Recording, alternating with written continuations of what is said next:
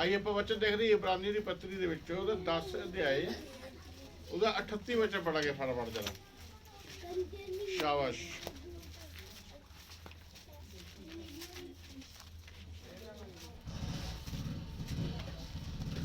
पर मेरा धर्मी जन हाँ विश्वास से जीवित रहेगा। हाँ जी। और यदि वह पीछे हट जाए हाँ तो मेरा मन उससे प्रसन्न ना होगा। हाँ जी। मेरा धर्मी जन विश्वास तो जीवित रहेगा।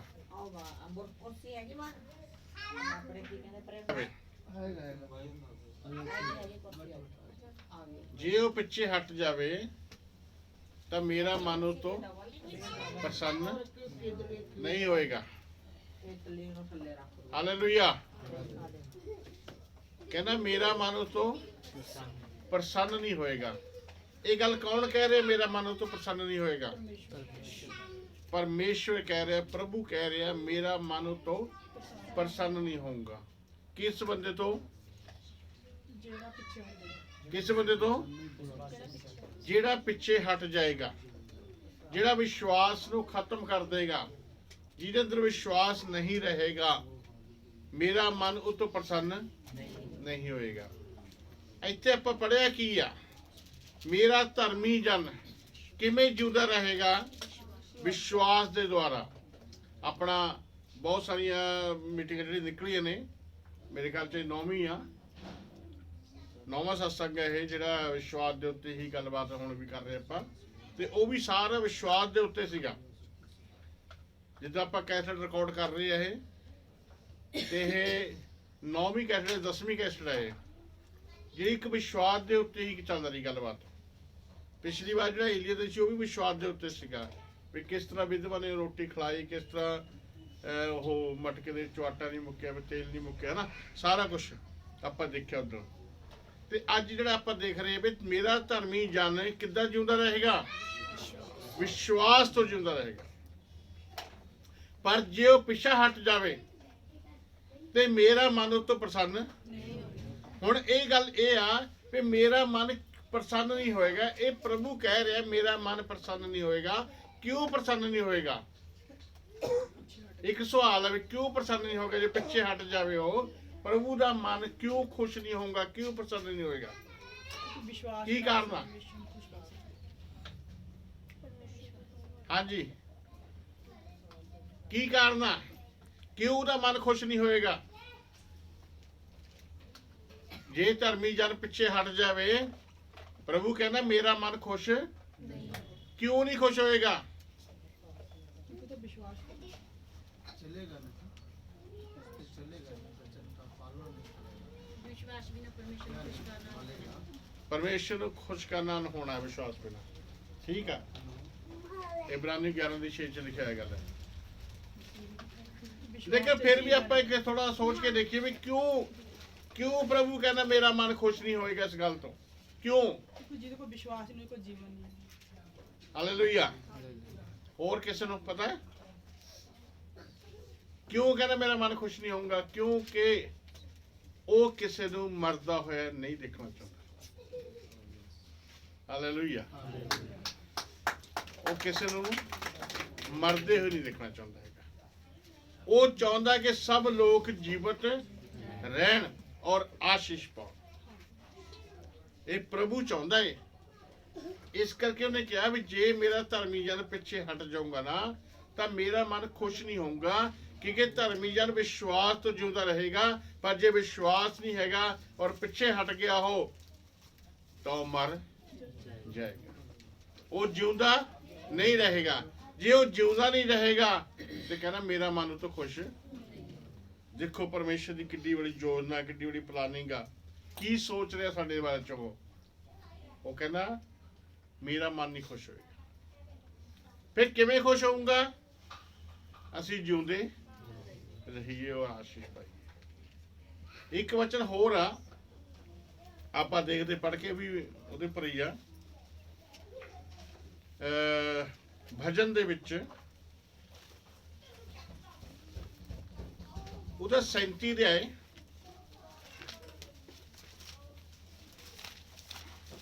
उहदा 27 वचन देखियो, चेक कर लिया बड़ा जा। 37 27 ਤੇ 35 ਦੀ 25 ਜਾਂ ਇਦਾਂ ਕੋ ਦੇਖੋ ਜਰਾ। धर्मी का थोड़ा सा धर्मी लोग पृथ्वी के अधिकारी होंगे। ਹਾਂਜੀ ਇੱਕ ਮਿੰਟ ਅੱਜ ਹੁਣ ਪੜ੍ਹਿਓ ਨਾ। 37 है ਕਿੰਨੀ 37 27 बुराई को छोड़ो भलाई को और तू सर्वदा बना रहेगा। ਨਹੀਂ 35 ਦੀ ਪੜ੍ਹ। 35 27 ਦੇਖੋ ਜਰਾ ਜਲਦੀ ਸ਼ਾਬਾਸ਼। जो मेरे धर्म से प्रसन्न ਹਾਂ 35 ਦੀ 27 ਹੈ। ਹਾਂਜੀ ਪੜ੍ਹੋ। जो मेरे धर्म से प्रसन्न रहते हैं ਜਿਹੜੇ ਮੇਰੇ ਧਰਮ ਤੋਂ ਖੁਸ਼ ਰਹਿੰਦੇ ਨੇ वह जय जयकार और ਕਹਿੰਦਾ आनंद ਉਹ करेंगे। ਜੈ ਜੈ ਕਰਨਗੇ ਔਰ ਆਨੰਦ ਕਰਨਗੇ। ਗੱਲ ਧਿਆਨ ਨਾਲ ਸੁਣਿਓ। ਜਿਹੜੇ ਮੇਰੇ ਧਰਮ ਤੋਂ ਮੇਰੇ ਵਚਨ ਤੋਂ ਮੇਰੀ ਵਿਵਸਥਾ ਤੋਂ ਮੇਰੀਆਂ ਗੱਲਾਂ ਤੋਂ ਕੀ ਹੁੰਦੇ ਆ ਪ੍ਰਸੰਨ ਰਹਿੰਦੇ ਖੁਸ਼ ਰਹਿੰਦੇ ਆ ਤਾਂ ਉਹ ਕੀ ਕਰਨਗੇ ਜੈ ਜੈਕਾਰ ਕਰਨਗੇ ਔਰ ਆਨੰਦਿਤ ਰਹਿਣਗੇ ਖੁਸ਼ ਰਹਿਣਗੇ ਉਹ ਇਹ ਵਾਅਦਾ ਪ੍ਰਭੂ ਦਾ ਔਰ ਅੱਗੇ और निरंतर कहते रहे हाँ। यहोवा की बुराई हो ਕਹਿੰਦਾ ਸਦਾ ਕਹਿੰਦੇ ਰਹਿਣਗੇ ਉਹ ਕਿ ਯਹੋਵਾ ਦੀ ਵਡਿਆਈ ਹੋਵੇ। जो अपने दास के कुशल से प्रसन्न होता है। ਆਮੀਨ ਹਾਲੇਲੂਇਆ। ਜਿਹੜਾ ਆਪਣੇ ਦਾਸ ਦੇ ਖੁਸ਼ ਰਹਿਣ ਤੋਂ ਹੀ ਖੁਸ਼ ਹੁੰਦਾ ਏ ਖੁਸ਼ ਰਹਿਣ ਤੋਂ ਹੀ ਖੁਸ਼ ਹੁੰਦਾ ਹੋ। ਜੇ ਤੁਸੀਂ ਖੁਸ਼ ਹੋ ਤਾਂ ਉਹ ਵੀ ਖੁਸ਼ ਆ। ਤੁਸੀਂ ਜੀਵਤ ਹੋ ਉਹ ਵੀ ਖੁਸ਼ ਆ। ਤੁਸੀਂ ਚੰਗੇ ਹੋ ਚੰਗਾਈ ਪਾ ਰਹੇ ਹੋ ਇਸ ਗੱਲ ਤੋਂ ਖੁਸ਼ ਹੋ ਕਿ ਸਾਡਾ ਪ੍ਰਭੂ ਯਿਸੂ ਮਸੀਹ ਇੱਕ ਏਦਾਂ ਦਾ ਪ੍ਰਭੂ ਆ ਕਿ ਜਿਹੜਾ ਰੋਂਦਿਆਂ ਨਾਲ ਰੋਂਦਾ ਤੇ ਹੱਸਦੇ ਨਾਲ ਹੱਸਦਾ। ਇੱਕ ਵਚਨ ਯਹੋਨਾ ਦੀ ਇੰਜੀਲ 11 ਤੇ ਆਏ ਉਹਦਾ 34 ਵਚਨ ਦੇਖਿਓ। ਇਹ 11 ਦੇ ਤੁਸੀਂ ਬਾਅਦ ਚ ਪੜਿਓ ਜਾਂ ਤੁਸੀਂ 20 ਆਇਤ ਤੋਂ ਇਹਨੂੰ ਪੜੋਗੇ 40 ਤੱਕ ਲਿਖ ਲਿਓ ਤਾਂ ਤੁਹਾਨੂੰ ਉੱਥੇ ਪਤਾ ਲੱਗ ਜਾਏਗਾ ਵੀ ਇਹ ਕਹਾਣੀ ਕੀ ਸੀ। ਇੱਕ ਲਾਜ਼ਰ ਨਾਂ ਦਾ ਬੰਦਾ ਸੀਗਾ ਜਿਹੜਾ ਯਿਸੂ ਮਸੀਹ ਨੂੰ ਜਾਣਦਾ ਸੀ। ਪ੍ਰਭੂ ਯਿਸੂ ਮਸੀਹ ਉਹਨਾਂ ਦੇ ਘਰੇ ਜਾਂਦਾ ਹੁੰਦਾ ਸੀਗਾ। ਮਾਰਥਾ ਤੇ ਮਰੀਮ ਉਹਨਾਂ ਦੀ ਭੈਣਾਂ ਸੀਗੇ ਦੋ ਤੇ ਉਹਨਾਂ ਦਾ ਆਉਣ ਜਾਣ ਸੀ ਬੜਾ ਵਧੀਆ। ਤੇ ਇੱਕ ਦਿਨ ਬਿਮਾਰ ਹੋ ਗਿਆ ਉਸ ਤੋਂ ਬਾਅਦ ਉਹਦੀ ਡੈਥ ਹੋ ਗਈ ਮਰ ਗਿਆ ਉਹ। ਪ੍ਰਭੂ ਯਿਸੂ ਮਸੀਹ ਜਦ ਉਸ ਜਗ੍ਹਾ ਤੇ ਆਇਆ ਤਾਂ ਉਹਨੂੰ ਦੱਸਿਆ ਗਿਆ ਕਿ ਉਹ ਮਰ ਗਿਆ ਔਰ 4 ਦਿਨ ਹੋ ਗਏ ਉਹਨੂੰ ਕਬਰ ਦੇ ਵਿੱਚ ਰੱਖੇ ਹੋਏ। ਠੀਕ ਹੈ ਜੀ। ਤਾਂ ਜਦੋਂ ਜਾ ਰਹੇ ਸੀਗਾ ਕਬਰ ਨੂੰ ਤਾਂ ਕੀ ਹੋਇਆ और कहा तुमने उसे कहा रखा है कहाँ रखा है उन्होंने उससे कहा हे प्रभु चलकर देख चल कर देख ले। यीशु रोया हाँ ਹੁਣ ਕਿਉਂ ਰੋਇਆ ਕਿ ਕਿਉਂ ਕੀ ਕਰ ਰਹੇ ਸੀਗੇ ਰੋਂਦੇ ਸੀ ਮਾਰਥਾ ਤੇ ਮਰੀਮ ਕੀ ਕਰ ਰਹੇ ਸੀਗੇ ਦੂਜੇ ਲੋਕ ਵੀ ਰੋ ਰਹੇ ਸੀਗੇ। ਉਹਨਾਂ ਨੂੰ ਦੇਖ ਕੇ ਕੀ ਕਰਿਆ ਉਹਨੇ ਆਪ ਵੀ ਰੋਇਆ। ਇਤਿਹਾਸ ਗਵਾਹ ਇਸ ਗੱਲ ਦਾ ਵੀ ਜੇ ਕਿਸੇ ਨੇ ਵੀ ਏਦਾਂ ਦੀ ਗੱਲ ਕੋਈ ਸੁਣੀ ਹੋਵੇ ਤਾਂ ਦੱਸੋ। ਕਦੀ ਸੁਣੀ ਕੋਈ ਗੱਲ ਏਦਾਂ ਦੀ ਵੀ ਆਹ ਰੋਇਆ ਜੋ ਰੋਇਆ ਜਾ ਹੋਇਆ ਉਹ ਹੋਇਆ ਨਹੀਂ। ਪਰ ਯਿਸੂ ਮਸੀਹ ਕਿੱਦਾਂ ਦਾ ਪ੍ਰਭੂ ਆ ਕਿ ਉਹ ਆਪਣੇ ਬੱਚੇ ਦੇ ਨਾਲ ਜੇ ਉਹ ਰੋਂਦੇ ਆ ਤਾਂ ਉਹ ਵੀ ਰੋਂਦਾ ਹੈ। ਜੇ ਉਹ ਹੱਸਦੇ ਆ ਤਾਂ ਉਹ ਹੱਸਦਾ ਹੈ। ਉਹਨਾਂ ਨੂੰ ਸੁੱਖ ਦੇਖ ਕੇ ਹੀ ਉਹਨੂੰ ਖੁਸ਼ੀ ਹੁੰਦੀ ਆ ਕਿ ਇੱਥੇ ਲਿਖਿਆ ਆਪਾਂ ਜਿਹੜਾ ਪੜਿਆ ਕਿ ਉਹਦੇ ਕੁਸ਼ਲ ਦੇ ਵਿੱਚ ਹੀ ਪ੍ਰਭੂ ਖੁਸ਼ ਹੁੰਦਾ ਹੈ। ਜੇ ਉਹ ਤਰੱਕੀ ਕਰ ਰਿਹਾ ਉਹ ਆਸ਼ੀਸ਼ ਪਾ ਰਿਹਾ ਬਰਕਤ ਪਾ ਰਿਹਾ ਇਸ ਗੱਲ ਤੋਂ ਪ੍ਰਭੂ ਨੂੰ ਖੁਸ਼ੀ ਹੁੰਦੀ ਆ। ਇਸੀ ਕਰਕੇ ਮੱਤੀ ਦੀ ਇੰਜੀਲ ਦੇ ਵਿੱਚ ਪੜਾਂਗੇ ਨਹੀਂ ਆਪਾਂ 11 ਦੀ 28 ਚ ਲਿਖਿਆ ਆ ਉਹਨੇ ਕਿਹਾ ਬੋਝ ਹੇਠ ਦਬੇ ਲੋਕੋ ਪਰੇਸ਼ਾਨ ਲੋਕੋ ਥੱਕੇ ਹੋਏ ਹੋ ਬੋਝ ਹੇਠ ਦਬੇ ਲੋਕੋ ਕਿਹਦੇ ਕੋਲ ਆਓ ਮੇਰੇ ਕੋਲ ਆ ਜਾਓ। ਮੇਰੇ ਕੋਲ ਆ ਜਾਓ ਤੇ ਮੈਂ ਤੁਹਾਨੂੰ ਕੀ ਦਵਾਂਗਾ ਆਰਾਮ ਦਵਾਂਗਾ। ਆਰਾਮ ਦਾ ਮਤਲਬ ਸ਼ਾਂਤੀ ਦਵਾਂਗਾ ਆਰਾਮ ਦਵਾਂਗਾ। ਔਰ ਸ਼ਰਤ ਕੋਈ ਨਹੀਂ ਹੈਗੀ ਕਿ ਤੁਸੀਂ ਆਹ ਲੈ ਕੇ ਆਏ ਹੋ ਆਹ ਕਰਕੇ ਆਏ ਹੋ ਤੁਸੀਂ ਆਪਣੇ ਪਾਪਾ ਨੂੰ ਧੋ ਕੇ ਆਏ ਹੋ ਜਾਂ ਆਹ ਕਰਕੇ ਆਏ ਨਾ ਕੋਈ ਸ਼ਰਤ ਨਹੀਂ ਹੈਗੀ। ਜੇ ਹੋਰ ਜਗ੍ਹਾ ਜਾਈਏ ਤੇ ਪਹਿਲਾਂ ਚੜਾਵਾ ਚੜਾਉਣਾ ਪਊਗਾ, ਕੁਛ ਨਾ ਕੁਛ ਲੈ ਕੇ ਜਾਣਾ ਪਊਗਾ। ਉਸ ਤੋਂ ਬਾਅਦ ਉਹ ਸੋਚੇਗਾ ਕੁਝ ਦੇਣਾ ਕਿ ਨਹੀਂ ਦੇਣਾ। ਪਰ ਇੱਥੇ ਕੀ ਪ੍ਰਭੂ ਕਹਿੰਦਾ, ਬਿਨਾਂ ਦੇਣ ਤੋਂ, ਬਿਨਾਂ ਕਿਸੇ ਗੱਲ ਤੋਂ ਆ ਜਾਓ ਮੇਰੇ ਕੋਲ ਤੇ ਮੈਂ ਤੁਹਾਨੂੰ ਕੀ ਦਵਾਂਗਾ। ਜੇ ਕੋਈ ਬਿਮਾਰ ਆ, ਜੇ ਕਿਸੇ ਦੇ ਪੇਟ 'ਚ ਦਰਦ ਹੋ ਰਿਹਾ, ਤੇ ਜੇ ਤੁਸੀਂ ਉਹਨੂੰ ਕਹੋ ਨਾ ਵੀ ਨਾਮ ਜਪਿਆ ਕਰ, ਜਪ ਸਕਦਾ ਨਾਮ? ਕੀ ਕਹਿੰਦਾ, ਧਿਆਨ ਪੇਟ ਦੇ ਦਰਦ ਵੱਲ ਹੋਣਾ ਹੈ। ਚਾਹੇ ਪੇਟ ਦਾ ਦਰਦ ਹੋਵੇ, ਚਾਹੇ ਲੱਤ ਤੇ ਦਰਦ ਹੋਵੇ, ਸਿਰ 'ਚ ਹੋਵੇ, ਕਿਤੇ ਵੀ ਹੋਵੇ, ਤੁਸੀਂ ਨਾਮ ਨਹੀਂ ਜਪ ਸਕਦੇ। ਤੇ ਪ੍ਰਭੂ ਨੇ ਇਹ ਨਹੀਂ ਕਿਹਾ ਵੀ ਪਹਿਲਾਂ ਨਾਮ ਜਪੋ ਤੇ ਫਿਰ ਮੈਂ ਸੋਚਾਂਗਾ ਤੁਹਾਨੂੰ ਚੰਗਾ ਕਰਨਾ ਕਿ ਨਹੀਂ ਕਰਨਾ। ਉਹਨੇ ਕੀ ਕਿਹਾ, ਜਿੱਦਾਂ ਦੇ ਹੈਗੇ ਤੁਸੀਂ, ਬੋਝ ਹੇਠ ਦਬੇ ਲੋਕੋ, ਪਰੇਸ਼ਾਨ, ਦੁਖੀ, ਬਿਮਾਰ, ਮੇਰੇ ਕੋਲ ਆ ਜਾਓ ਤੇ ਮੈਂ ਤੁਹਾਨੂੰ ਕੀ ਦਵਾਂਗਾ। ਆਮੀਨ, ਹਾਲੇਲੂਇਆ। ਯਿਸੂ ਮਸੀਹ ਦੇ ਕੋਲ ਅੰਨੇ ਆਏ, ਹੁਣ ਅੰਦਰ ਨੂੰ ਕੀ ਚਾਹੀਦੀਆਂ? ਅੱਖਾਂ। ਜਦੋਂ ਉਹਨਾਂ ਨੂੰ ਅੱਖਾਂ ਮਿਲ ਗਈਆਂ ਤੇ ਕੀ ਹੋਇਆ? ਅੰਨੇ ਦੇਖਣ ਲੱਗ ਗਏ ਤੇ ਫਿਰ ਭਗਤੀ ਕਰਨੀ ਵੀ ਆਸਾਨ ਹੋ ਗਈ। ਨਹੀਂ ਤਾਂ ਬੰਦਾ ਪਰੇਸ਼ਾਨ ਹੈ, ਤਾਂ ਮੰਨਣਾ ਹੈ, ਦਿਖਦੇ ਕੁਝ ਨਹੀਂ ਹੈਗਾ। ਤੁਸੀਂ ਅੱਧੇ ਮਿੰਟ, 1 ਮਿੰਟ ਵਾਸਤੇ ਅੱਖਾਂ ਬੰਦ ਕਰਕੇ ਸੋਚ ਕੇ ਦੇਖੋ, ਕੁਛ ਨਹੀਂ ਦਿਖਦਾ ਹੋਵੇ ਤਾਂ ਕਿੰਨੀ ਪਰੇਸ਼ਾਨੀ ਹੋ ਜਾਂਦੀ ਬੰਦੇ ਨੂੰ। ਜੇ ਅੱਖਾਂ ਦੁਖਣੀ ਆ ਜਾਵੇ ਤਾਂ ਵੀ ਬੰਦਾ ਪਰੇਸ਼ਾਨ ਹੋ ਜਾਂਦਾ ਹੈ, ਤੇ ਜੇ ਨਾ ਦਿਖੇ ਫਿਰ ਤਾਂ ਹੋਰ ਵੀ ਪਰੇਸ਼ਾਨ ਆ, ਕਿ ਨਹੀਂ? ਇਸ ਕਰਕੇ ਪ੍ਰਭੂ ਕੀ ਚਾਹੁੰਦਾ ਏ ਕਿ ਸਾਨੂੰ ਕਿਆ ਮਿਲੇ? ਸ਼ਾਂਤੀ ਅਤੇ ਜੀਵਨ ਮਿਲੇ। ਯਹੋਨਾ 10:10 ਦੇ ਵਿੱਚ ਪ੍ਰਭੂ ਨੇ ਕੀ ਕਿਹਾ? ਯਹੋਨਾ 10:10 ਦੇ ਵਿੱਚ, चोर किसी और काम के लिए नहीं, ਚੋਰ ਕਿਸੇ ਹੋਰ ਕੰਮ ਵਾਸਤੇ ਨਹੀਂ, परंतु केवल चोरी करने केवल चोरी करने और घात करने वास्ते और नष्ट करने को और आता है। नष्ट करने के लिए आता है।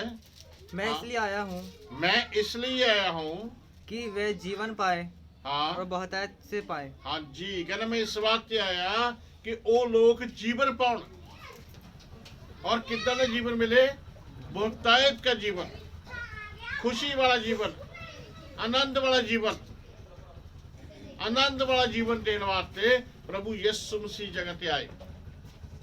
बाकी जिन्ने आए उन्होंने बारे कुछ नहीं पता क्या करने वास्ते आए जी, पर यीशु मसीह खुद की कह रहा, मैं इस वास्ते आया कि तुहानू मैं जीवन दवा, मैं तुहानू जिंदगी दवा। ਜਦੋਂ ਉਹਨਾਂ ਨੂੰ ਜ਼ਿੰਦਗੀ ਮਿਲਦੀ ਆ ਤਾਂ ਉਹ ਪ੍ਰਭੂ ਕੀ ਹੁੰਦਾ? ਖੁਸ਼ ਹੁੰਦਾ ਇਸ ਗੱਲ ਤੋਂ। ਹਾਲੇਲੂਇਆ। ਬਾਕੀ ਦੇ ਬਾਰੇ ਮੈਂ ਗੱਲ ਨਹੀਂ ਕਰਦਾ ਕੋਈ ਵੀ, ਕਿ ਕੀ ਦੇਣਾ ਹੈ ਕੀ ਨਹੀਂ ਦੇਣਾ ਹੈ।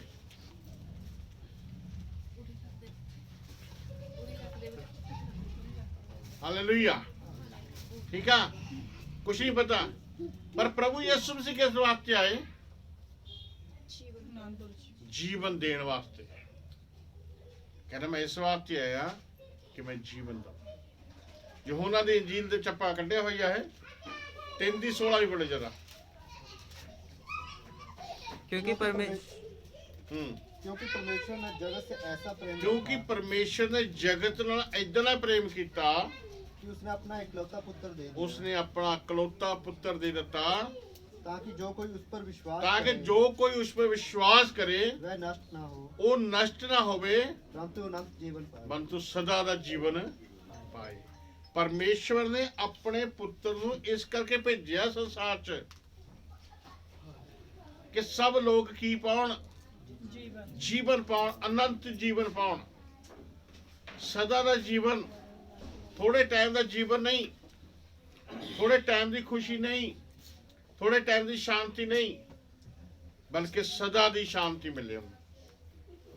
ਕਿੰਨੀ ਵੱਡੀ ਗੱਲ ਆ, ਸਦਾ ਦੀ ਸ਼ਾਂਤੀ ਦੇਣ ਵਾਸਤੇ, ਹਮੇਸ਼ਾ ਸ਼ਾਂਤੀ। ਜਿੱਦਾਂ ਉਹਨੇ ਕਿਹਾ ਬਹੁਤਾਇਤ ਦਾ ਜੀਵਨ। ਬਹੁਤਾਇਤ ਦਾ ਮਤਲਬ ਹੈ ਸਾਰੇ ਪਾਸੋਂ ਤੋਂ ਖੁਸ਼ੀ ਵਾਲਾ ਜੀਵਨ। ਚਾਹੇ ਤੁਹਾਨੂੰ ਪੈਸੇ ਦੀ ਲੋੜ ਆ, ਚਾਹੇ ਤੁਹਾਨੂੰ ਚੰਗਾਈ ਦੀ ਜ਼ਰੂਰਤ ਆ, ਚਾਹੇ ਸ਼ਾਂਤੀ ਦੀ ਜ਼ਰੂਰਤ ਆ, ਕਿਸੇ ਵੀ ਚੀਜ਼ ਦੀ ਜ਼ਰੂਰਤ ਆ, ਉਸ ਜ਼ਰੂਰਤ ਨੂੰ ਪੂਰਾ ਕਰਨ ਵਾਸਤੇ ਪ੍ਰਭੂ ਯਿਸੂ ਮਸੀਹ ਸੰਸਾਰ 'ਚ ਆਏ। ਔਰ ਇਨਸਾਨ ਵਾਸਤੇ, ਔਰ ਪਰਮੇਸ਼ਰ ਨੇ ਜਗਤ ਨਾਲ ਪਿਆਰ ਕੀਤਾ ਹੈ, ਨਾ ਕਿ ਕਿਸੇ ਜਾਤੀ ਨਾਲ। ਉਹਨੇ ਕਿਸੇ ਜਾਤੀ ਦਾ ਨਾਮ ਨਹੀਂ ਦਿੱਤਾ ਹੈਗਾ, ਕਿਸੇ ਮੁਲਕ ਦਾ ਨਾਮ ਨਹੀਂ ਦਿੱਤਾ ਹੈਗਾ। ਉਹਨੇ ਕੀ ਕਿਹਾ? ਜਗਤ ਨਾਲ। ਜਗਤ ਦੇ ਵਿੱਚ ਜਿੰਨੀਆਂ ਜਾਤੀਆਂ ਆਉਂਦੀਆਂ ਨੇ ਸੰਸਾਰ ਦੇ ਵਿੱਚ, ਔਰ ਜਿੰਨੇ ਮੁਲਕ ਆਉਂਦੇ ਆ, ਸਭ ਦੇ ਵਾਸਤੇ ਇੱਕੋ ਗੱਲ ਆ, ਇੱਕੋ ਸ਼ੁਭ ਸੰਦੇਸ਼ ਆ ਕਿ ਪ੍ਰਭੂ ਯਿਸੂ ਮਸੀਹ ਤੁਹਾਡੇ ਵਾਸਤੇ ਕਰੂਸ ਤੇ ਕੁਰਬਾਨ ਹੋ ਗਿਆ ਏ।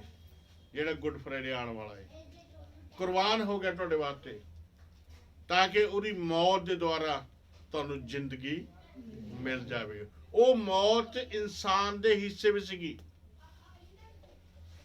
ਕਿਉਂ? ਜਿਸ ਦਿਨ ਆਦਮ ਨੇ ਪਾਪ ਕੀਤਾ, ਉਸੇ ਦਿਨ ਮੌਤ ਉਹਦੇ ਹਿੱਸੇ 'ਚ ਆ ਗਈ। ਉਹਦੇ ਹਿੱਸੇ 'ਚ ਆ ਗਈ ਮੌਤ। ਕਿ ਇਹਨੂੰ ਕਿਹਾ ਗਿਆ ਸੀਗਾ ਵੀ ਜਿਸ ਦਿਨ ਤੂੰ ਇਹ ਗਲਤੀ ਕਰੇਗਾ ਉਸੇ ਦਿਨ ਮਰ ਜਾਏਗਾ। ਉਹ ਆਤਮਿਕ ਤੌਰ ਤੇ ਉਸੇ ਦਿਨ ਮਰ ਗਿਆ। ਵਚਨ ਦੇ ਵਿੱਚ ਲਿਖਿਆ ਹੈ ਪ੍ਰਕਾਸ਼ ਦੀ ਪੋਥੀ ਦੇ ਵਿੱਚ, ਉਹਦਾ 20 ਅਧਿਆਏ, ਉਹਦਾ 14 ਆਇਤ ਪੜ੍ਹੋ ਜਰਾ ਫਟਾਫਟ। ਸ਼ਾਬਾਸ਼। मृत्यु और अंधलोक आग की झील में डाले गए। ਹਾਂਜੀ यह आग की झील दूसरी मृत्यु है। ਹਾਂਜੀ, ਇਹ ਅੱਗ ਦੀ ਝੀਲ ਕਿਹੜੀ ਮ੍ਰਿਤਿਓ ਜੀ? ਦੂਸਰੀ ਮੌਤ ਆ। ਦੋ ਮੌਤਾਂ ਨੇ। ਇसी ਕਰਕੇ ਦੋ ਜੀਵਨ ਕਿਹਾ ਗਿਆ, ਦੋ ਜਨਮ ਕਿਹਾ ਗਿਆ। ਰੋਕੇ ਨੂੰ ਜਰਾ। ਦੋ ਜਨਮ ਕਿਹਾ ਗਿਆ। ਇੱਕ ਪੁਰਾਣਾ ਜਨਮ ਕਿਹਾ ਗਿਆ, ਇੱਕ ਨਵਾਂ ਜਨਮ ਕਿਹਾ ਗਿਆ। ਹਾਲੇਲੂਇਆ। ਨਵਾਂ ਜਨਮ। ਯਹੋਨਾ ਦੀ ਇੰਜੀਲ ਕੱਢੀ ਹੋਈ ਆਪਾਂ ਨੇ, ਉਹਦਾ 3 ਅਧਿਆਏ ਦੇ ਪਹਿਲਾ ਵਚਨ ਵਿੱਚ ਲਿਖਿਆ ਆਇਆ।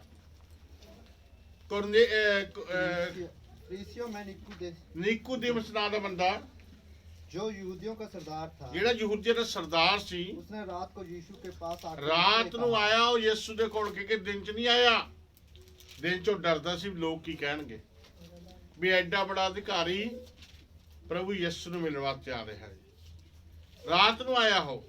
ਹਾਂਜੀ के पास आकर उससे कहा, ਹਾਂ। हे रब्बी, ਹੇ ਰੱਬੀ, हम जानते हैं कि तू परमेश्वर की ओर से ਅਸੀਂ ਜਾਣਦੇ ਕਿ ਤੂੰ ਪਰਮੇਸ਼ਰ ਦੇ ਵੱਲੋਂ गुरु होकर आया ਇੱਕ है, ਗੁਰੂ ਹੋ ਕੇ ਆਇਆ।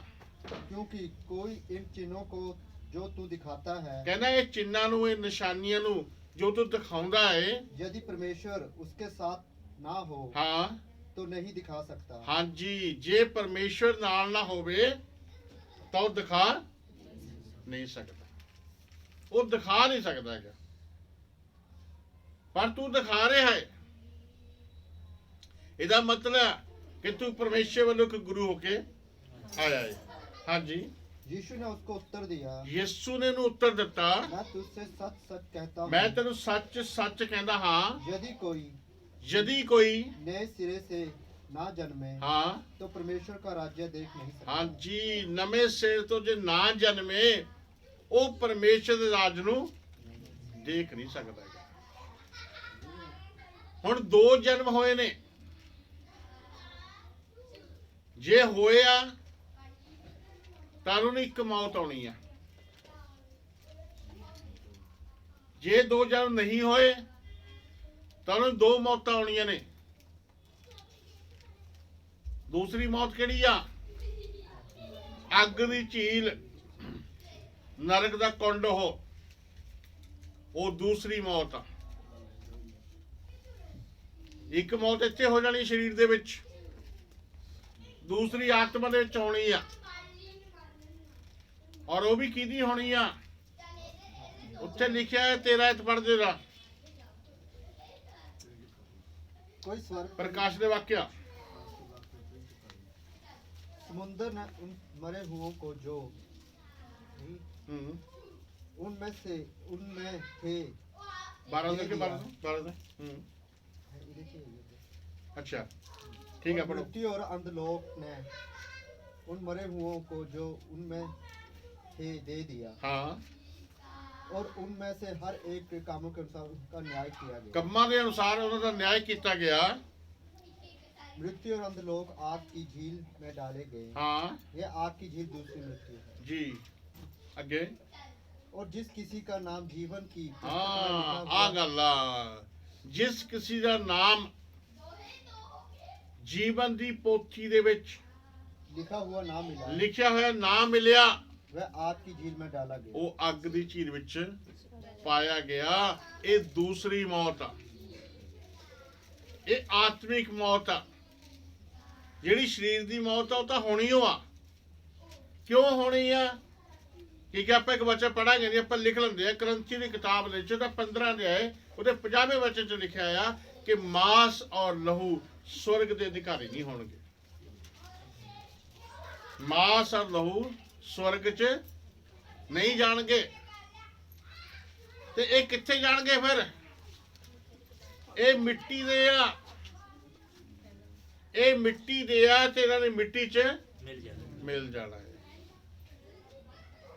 ਕੀ ਹੈ ਉਤਪਤੀ ਦੇ ਵਿੱਚ 3:17 ਦੇ ਵਿੱਚ ਪ੍ਰਭੂ ਨੇ ਉਹਨੂੰ ਕਿਹਾ ਸੀਗਾ, ਆਦਮ ਤੂੰ ਗਲਤੀ ਕਰੀ ਆ, ਇਸ ਕਰਕੇ ਤੇਰੇ ਕਾਰਨ ਸਾਰੀ ਭੂਮੀ ਜਿਹੜੀ ਆ ਸ਼ਰਾਪਿਤ ਹੋ ਗਈ ਆ ਤੇ ਤੈਨੂੰ ਪੂਰੀ ਉਪਜ ਨਹੀਂ ਮਿਲੇਗੀ ਤੇ ਤੂੰ ਖੂਨ ਪਸੀਨਾ ਇੱਕ ਕਰੂੰਗਾ ਤਾਂ ਜਾ ਕੇ ਤੈਨੂੰ ਰੋਟੀ ਨਸੀਬ ਹੋਏਗੀ। ਇਹ ਉਸ ਸਮੇਂ ਦੀ ਗੱਲ ਆ। ਅੱਜ ਤਾਂ ਚਲੋ ਬਹੁਤ ਇੰਤਜ਼ਾਮ ਨੇ, ਆ ਤਾਂ ਟਰੈਕਟਰ ਨੇ, ਆ ਤਾਂ ਮਸ਼ੀਨਾਂ ਬਹੁਤ ਬੜੀਆਂ ਨੇ। ਉਸ ਸਮੇਂ ਤਾਂ ਬਲਦ ਵੀ ਨਹੀਂ ਸੀਗੇ। ਉਹ ਜਿਹੜੀ ਖੇਤੀ ਵੀ ਕਰਦਾ ਸੀ ਨਾ,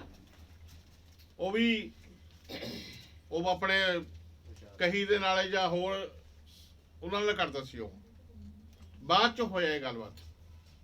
ਫਿਰ ਕਿੰਨੀ ਮਿਹਨਤ ਕਰਦਾ ਸੀ ਉਹ, ਫਿਰ ਬੀਜ ਬੀਜਦਾ ਸੀਗਾ, ਫਿਰ ਉਹਨੂੰ ਪਾਣੀ ਕਿਵੇਂ ਦਿੰਦਾ ਸੀਗਾ, ਪਤਾ ਨਹੀਂ ਇਹ ਸਿਸਟਮ ਕਿਆ ਹੋਣਾ ਉੱਥੇ, ਤੇ ਫਿਰ ਜਾ ਕੇ ਉੱਥੋਂ ਕੁਛ ਉਹਦੇ ਵਾਸਤੇ ਖਾਣ ਨੂੰ ਉੱਗਦਾ ਸੀਗਾ।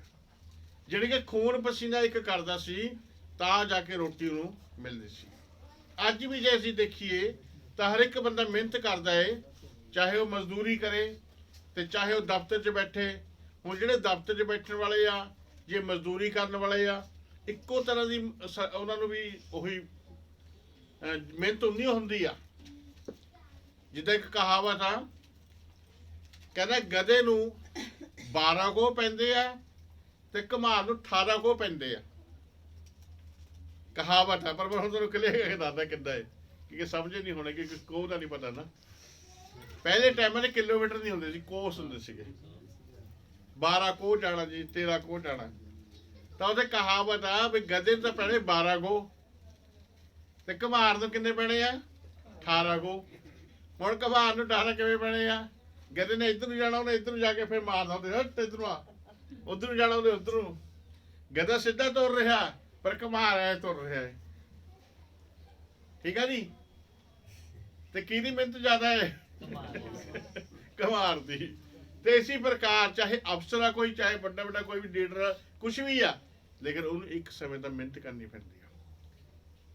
ਉਹ ਦਿਮਾਗੀ ਮਿਹਨਤ ਹੁੰਦੀ ਆ। ਠੀਕ ਆ? ਤੇ ਜਿਹੜਾ ਕੱਸੀ ਚਲਾ ਰਿਹਾ ਮਜ਼ਦੂਰ ਆ, ਉਹ ਸਰੀਰ ਦੀ ਮਿਹਨਤ ਕਰ ਰਿਹਾ, ਹੱਥਾਂ ਬਾਹਾਂ ਦੀ ਮਿਹਨਤ ਕਰ ਰਿਹਾ। ਪਰ ਜਿਹੜੇ ਕਲਮ ਚਲਾ ਰਹੇ ਆ, ਉਹ ਦਿਮਾਗ ਦੀ ਮਿਹਨਤ ਕਰ ਰਹੇ ਆ। ਮੈਂ ਤੁਹਾਨੂੰ ਇੱਕ ਦੱਸਣਾ ਚਾਹੁੰਦਾ ਕਹਾਵਤ ਗੱਲਬਾਤ।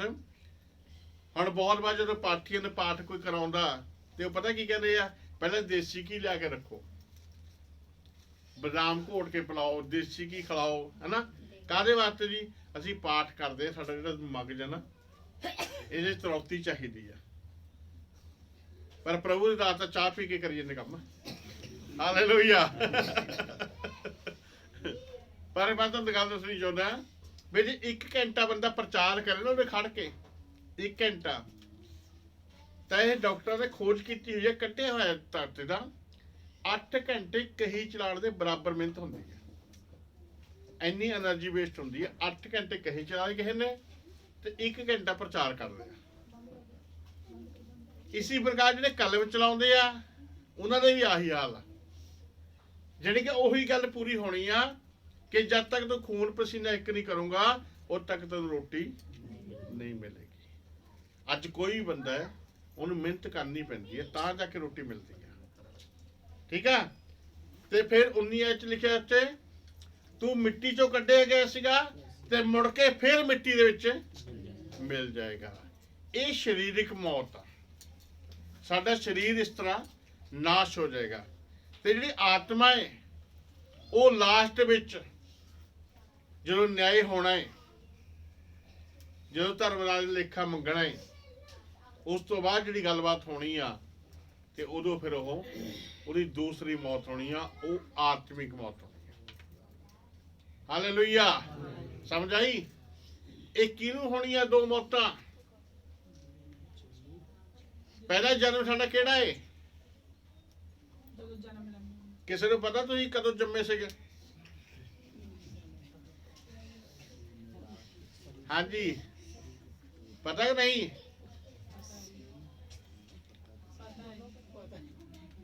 ਉਹਦਾ ਜਨਮ ਮਨਾਉਂਦੇ ਤੁਸੀਂ ਹੈ, ਕੇਕ ਕੋ ਖਿਲਾਉਂਦੇ ਤੇ ਖਾਂਦੇ ਆ ਕਿ ਨਹੀਂ? ਉਹ ਪਹਿਲਾ ਜਨਮ ਆ। ਜਿਹੜਾ ਦੂਸਰਾ ਜਨਮ ਆ, ਇੱਥੇ ਨਿਕੋਦੀਮਸ ਜਿਹੜਾ ਨਾਂ ਦਾ ਬੰਦਾ ਸੀ, ਉਹ ਬਜ਼ੁਰਗ ਸੀਗਾ। ਪ੍ਰਭੂ ਯਿਸੂ ਨੇ ਉਹਨੂੰ ਕੀ ਕਿਹਾ? ਜਦ ਤੱਕ ਤੂੰ ਨਵੇਂ ਸਿਰ ਤੋਂ ਨਾ ਜਨਮੇ ਤੂੰ ਪਰਮੇਸ਼ਰ ਦੇ ਰਾਜ ਨੂੰ ਦੇਖ ਨਹੀਂ ਸਕਦਾ, ਔਰ ਜਦ ਤੱਕ ਤੂੰ ਆਤਮਾ ਤੋਂ ਔਰ ਜਲ ਤੋਂ ਨਾ ਜਨਮੇ ਤੂੰ ਪਰਮੇਸ਼ਰ ਰਾਜ ਚ ਪ੍ਰਵੇਸ਼ ਨਹੀਂ ਕਰ ਸਕਦਾ। ਹੁਣ ਉਹ ਆਤਮਾ ਤੋਂ ਜਨਮ ਲੈਣਾ ਔਰ ਜਲ ਦੇ ਨਾਲ ਜਨਮ ਲੈਣਾ, ਉਹਦਾ ਮਤਲਬ ਬਪਤਿਸਮਾ।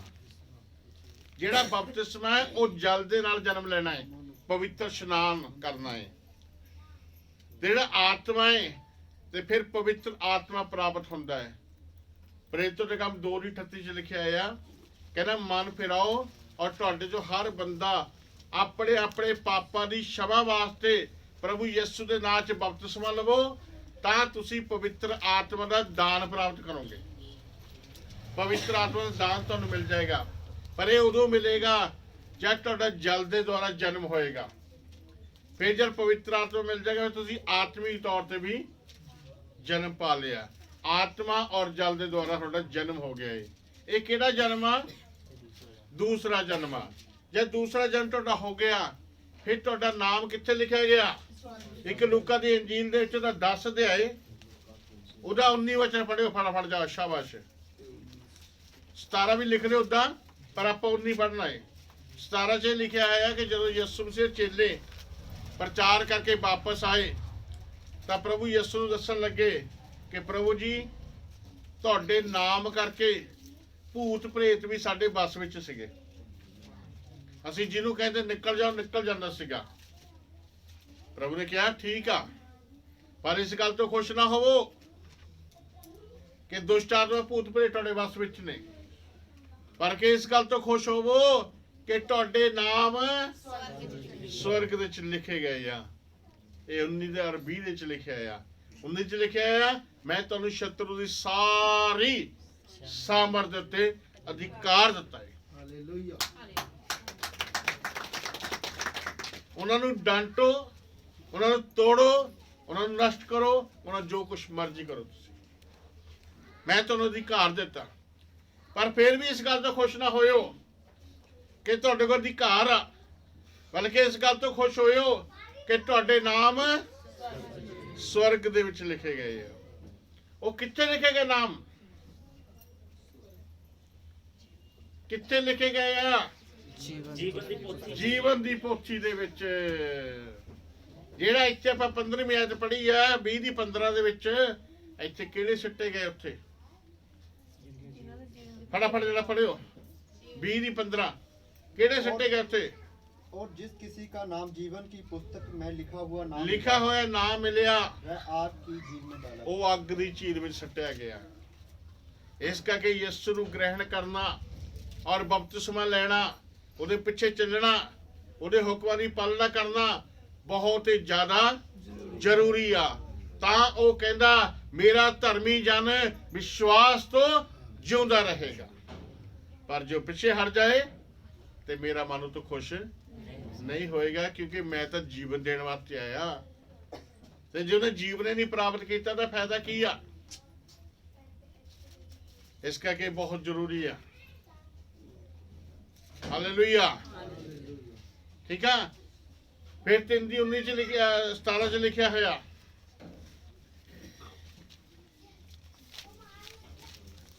शाबाश। रेबा खूरी अंदर बशितर रबा। परमेश्वर ने अपने पुत्र को जगत में इसलिए नहीं भेजा कहना परमेश्वर ने अपने पुत्र ਨੂੰ ਜਗਤ ਵਿੱਚ ਇਸ ਕਰਕੇ ਨਹੀਂ ਭੇਜਿਆ कि जगत पर दंड की आज्ञा दे, ਕਿ ਜਗਤ ਦੀ ਦੰਡ ਦੀ ਅੱਗ ਦਾ ਸਜ਼ਾ ਦੇਵੇ। परंतु इसलिए कि जगत उसके द्वारा उद्धार पाए। ਆਮੀਨ। ਤਾਂ ਕਿ ਉਹਦੇ ਦੁਆਰਾ ਪੂਰਾ ਸੰਸਾਰ, ਪੂਰਾ ਜਗਤ, ਹਰ ਜਾਤੀ ਜਿਹੜੀ ਵਿਸ਼ਵਾਸ ਕਰੇ ਉਹ ਉਧਾਰ ਪਾ ਜਾਏ, ਉਹ ਮੋਕਸ਼ ਨੂੰ ਪ੍ਰਾਪਤ ਕਰ ਦੇਵੇ। ਜਿਹਦੇ ਬਾਰੇ ਲੋਕ ਬੜੀਆਂ ਬੜੀਆਂ ਭਗਤੀਆਂ ਕਰਦੇ ਨੇ, ਬਹੁਤ ਕੁਝ ਕਰ ਰਹੇ ਨੇ, ਕਾਹਦੇ ਵਾਸਤੇ ਕਿ ਮੋਕਸ਼ ਪ੍ਰਾਪਤ ਕਰ ਲਈ। ਪਰ ਮੋਕਸ਼ ਪ੍ਰਾਪਤ ਏਦਾਂ ਨਹੀਂ ਹੋ ਸਕਦਾ ਹੈਗਾ, ਕਿਉਂਕਿ ਸਭ ਦੇ ਹਿੱਸੇ ਦੇ ਵਿੱਚ ਕੀ ਆਈ ਸੀ? ਮੌਤ। ਸਭ ਦੇ ਹਿੱਸੇ 'ਚ ਮੌਤ ਸੀ, ਪਰ ਪ੍ਰਭੂ ਯਿਸੂ ਮਸੀਹ ਦੇ ਅਨੁਗ੍ਰਹਿ ਦੇ ਨਾਲ ਕੀ ਆ ਗਿਆ? ਜੀਵਨ ਆ ਗਿਆ। ਰੋਮੀ ਦੀ ਪੱਤਰੀ ਦੇ ਵਿੱਚ ਉਹਦਾ 5 ਅਧਿਆਏ ਉਹਦਾ 12 ਵਚਨ ਪੜਿਓ ਫਟਾਫਟ ਜਰਾ, ਸ਼ਾਬਾਸ਼। ਹਾਲੇਲੂਇਆ। ਰਬਾ ਸ਼ਿਖਾ ਰਬਾ ਖੂ ਰਬਾ ਸ਼ੰਦਰ ਰਬਾ 5 ਦੀ 12। इसलिए जैसा एक मनुष्य के द्वारा ਜੈਸਾ ਇੱਕ ਮਨੁੱਖ ਦੇ ਦੁਆਰਾ पाप जगत में आया ਪਾਪ ਇਸ ਜਗਤ ਦੇ ਵਿੱਚ ਆ ਗਿਆ और पाप के द्वारा मृत्यु आई ਔਰ ਪਾਪ ਦੇ ਦੁਆਰਾ ਮੌਤ ਆ ਗਈ ਸੀਗੀ। और इस रीति से मृत्यु सब मनुष्यों में फैल गई। ਸਾਰੇ ਮਨੁੱਖਾਂ ਦੇ ਵਿੱਚ ਮੌਤ ਫੈਲ ਗਈ।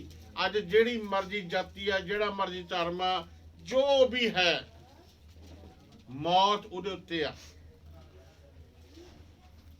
ਫੈਲੀ ਹੋਈ ਹੈ ਸਾਰੇ ਪਾਸਿਓਂ। ਮੌਤ ਸਾਰੇ ਮਨੁੱਖਾਂ 'ਚ ਫੈਲ ਗਈ। ਕਿਹਦੇ ਦੁਆਰਾ ਫੈਲੀ ਆ? ਉਹ ਇੱਕ ਮਨੁੱਖ ਦੇ ਦੁਆਰਾ। ਉਹ ਕੌਣ ਸੀ? ਆਦਮ। ਕਿਉਂਕਿ ਆਦਮ ਨੂੰ ਕਿਹਾ ਸੀ ਤੂੰ ਇਹ ਗਲਤੀ ਨਹੀਂ ਕਰਨੀ, ਉਹਨੇ ਗਲਤੀ ਕੀਤੀ। ਉਸ ਤੋਂ ਬਾਅਦ ਜਿਹੜੀ ਉਹਦੀ ਨਸਲ ਆਈ ਅੱਗੇ, ਉਹਨਾਂ ਦੇ ਜੀਵਨ ਦੇ ਵਿੱਚ ਵੀ ਉਹੀ ਗਲਤੀ, ਉਹੀ ਪਾਪ।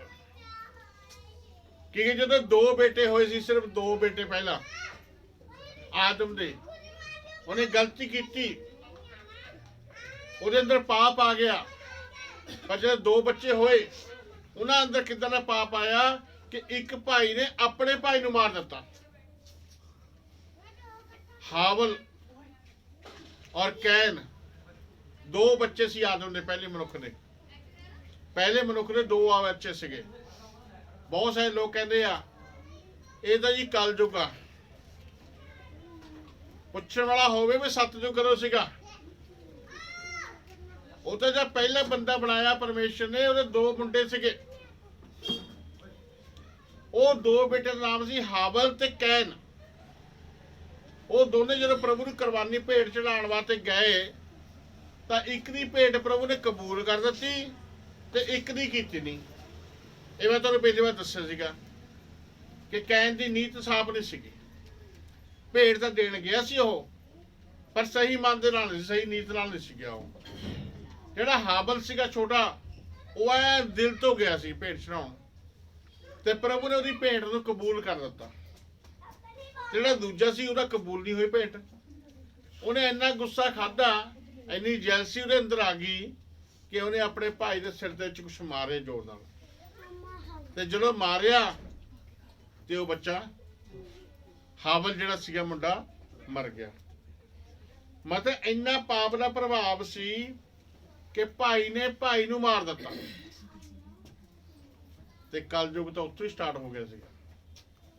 ਜਦੋਂ ਆਦਮ ਨੇ ਗਲਤੀ ਕੀਤੀ, ਕਲਯੁਗ ਉਦੋਂ ਹੀ ਸਟਾਰਟ ਹੋ ਗਿਆ ਸੀਗਾ। ਤੇ ਅਦਨ ਦੀ ਵਾਟ ਕਰਦੇ ਜਦ ਤੱਕ ਰਿਹਾ ਆਦਮ ਤੇ ਪਰਮੇਸ਼ਰ ਆਪਸ ਵਿੱਚ ਜਦੋਂ ਗੱਲਬਾਤ ਕਰਦੇ ਸੀਗੇ, ਤਾਂ ਇਹ ਸੀ ਸਤਯੁਗ। ਇਸ ਧਰਤੀ ਤੇ ਸਤਯੁਗ ਕਦੀ ਨਹੀਂ ਆਇਆ। ਮੈਂ ਬਹੁਤੇ ਨਾਲ ਗੱਲਬਾਤ ਕੀਤੀ ਸੀ ਵਿਸ਼ੇ ਤੇ। ਮੈਨੂੰ ਦੱਸੋ ਸਹੀ ਵੀ ਕਦੋਂ ਆਇਆ ਸਤਯੁਗ? ਉਹਨੇ ਕਿਹਦੇ ਟਾਈਮ ਸੀ ਸਤਯੁਗ ਦੇ ਵਿੱਚ? ਕੌਣ ਸੀ ਸਤਯੁਗ ਦੇ ਵਿੱਚ? ਕਿਸੇ ਨੂੰ ਨਹੀਂ ਪਤਾ ਹੈਗਾ। ਜੇ ਕੋਈ ਗੱਲ ਕਰਦਾ ਹੈ ਵੀ ਫਲਾਣਾ ਸੀਗਾ ਜੀ, ਉਹ ਸੀ, ਤਾਂ ਉੱਥੇ ਹਿਸਟਰੀ ਪੜ੍ਹ ਕੇ ਦੇਖ ਲਓ। ਰੱਜ ਕੇ ਝੂਠ ਬੋਲੇ ਗਏ, ਲੜਾਈਆਂ ਹੋਈਆਂ, ਯੁੱਧ ਹੋਏ। ਤੇ ਸਤਯੁਗ ਤਾਂ ਇਹ ਗੱਲਾਂ ਨਹੀਂ ਹੁੰਦੀਆਂ। ਸਤਯੁਗ ਤਾਂ ਇਹ ਗੱਲ ਲਿਖੀ ਹੋਈ ਹੈ ਯਸ਼ਾਇਆ ਦੀ ਕਿਤਾਬ ਦੇ ਵਿੱਚ 65 ਅਧਿਆਇ ਚ, ਬਾਅਦ ਚ ਪੜ੍ਹ ਲਿਓ। ਉੱਥੇ ਲਿਖਿਆ ਵੀ ਜਦੋਂ ਉਹ ਆਏਗਾ ਨਾ ਸਮਾਂ ਸਤਯੁਗ ਦੇ ਦੁਆਰਾ, ਤੇ ਸ਼ੇਰ ਤੇ ਬੱਕਰੀ ਇਕੱਠੇ ਪਾਣੀ ਪੀਣਗੇ। ਮਤਲਬ ਕਿਸੇ ਦੇ ਮਨ 'ਚ ਨਫ਼ਰਤ ਤੇ ਲੜਾਈ ਝਗੜੇ ਦਾ ਵਿਚਾਰ ਹੀ ਨਹੀਂ ਆਏਗਾ। ਸ਼ੇਰ ਤੇ ਬੱਕਰੀ ਇਕੱਠੀ ਪਾਣੀ ਪੀਣਗੇ, ਅੱਜ ਪੀ ਸਕਦੇ ਆ? ਨਹੀਂ। ਪਰ ਉਸ ਸਮੇਂ ਹੋਏਗਾ। ਉਹ ਕੀ ਆ? ਸਤਜੁਗ। ਇੱਕ ਵਾਰ ਆਉਣਾ ਫਿਰ ਧਰਤੀ ਤੇ ਸਤਜੁਗ। ਪਰ ਉਹਦੇ ਵਾਸਤੇ ਧਰਤੀ ਵੀ ਨਵੀਂ ਹੋਏਗੀ ਤੇ ਆਕਾਸ਼ ਵੀ ਨਵਾਂ ਹੋਏਗਾ। ਲਿਖਿਆ ਹੋਈ ਗੱਲ ਇਹ, ਠੀਕ ਹੈ ਜੀ। ਤੇ ਇਸ ਕਰਕੇ ਜਦੋਂ ਉੱਥੇ ਹੋਇਆ ਏਦਾਂ, ਮੌਤ ਆ ਗਈ। ਉਹ ਮੌਤ ਵੀ ਸਾਰੇ ਮਨੁੱਖਾਂ 'ਚ ਫੈਲ ਗਈ ਆ। ਹਾਂਜੀ ਅੱਗੇ। क्योंकि सब ने पाप किया, ਕਿਉਂਕਿ ਸਭ ਨੇ ਪਾਪ ਕੀਤਾ। व्यवस्था के दिए जाने तक हाँ। पाप जगत में तो था, ਹਾਂ, परंतु जहाँ व्यवस्था नहीं वहाँ पाप गिना नहीं गया। ਗਿਣਾ ਨਹੀਂ ਜਾਂਦਾ। ਹਾਂ तो भी आदम से लेकर मूसा तक हाँ। मृत्यु ने उन लोगों पर भी राज्य किया, ਰਾਜਿਆ ਕੀਤਾ।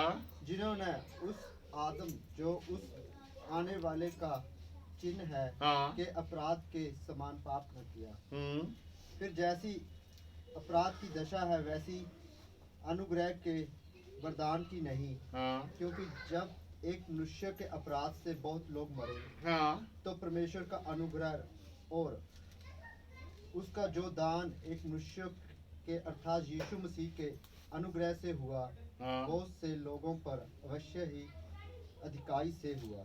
अधिकारी से हुआ।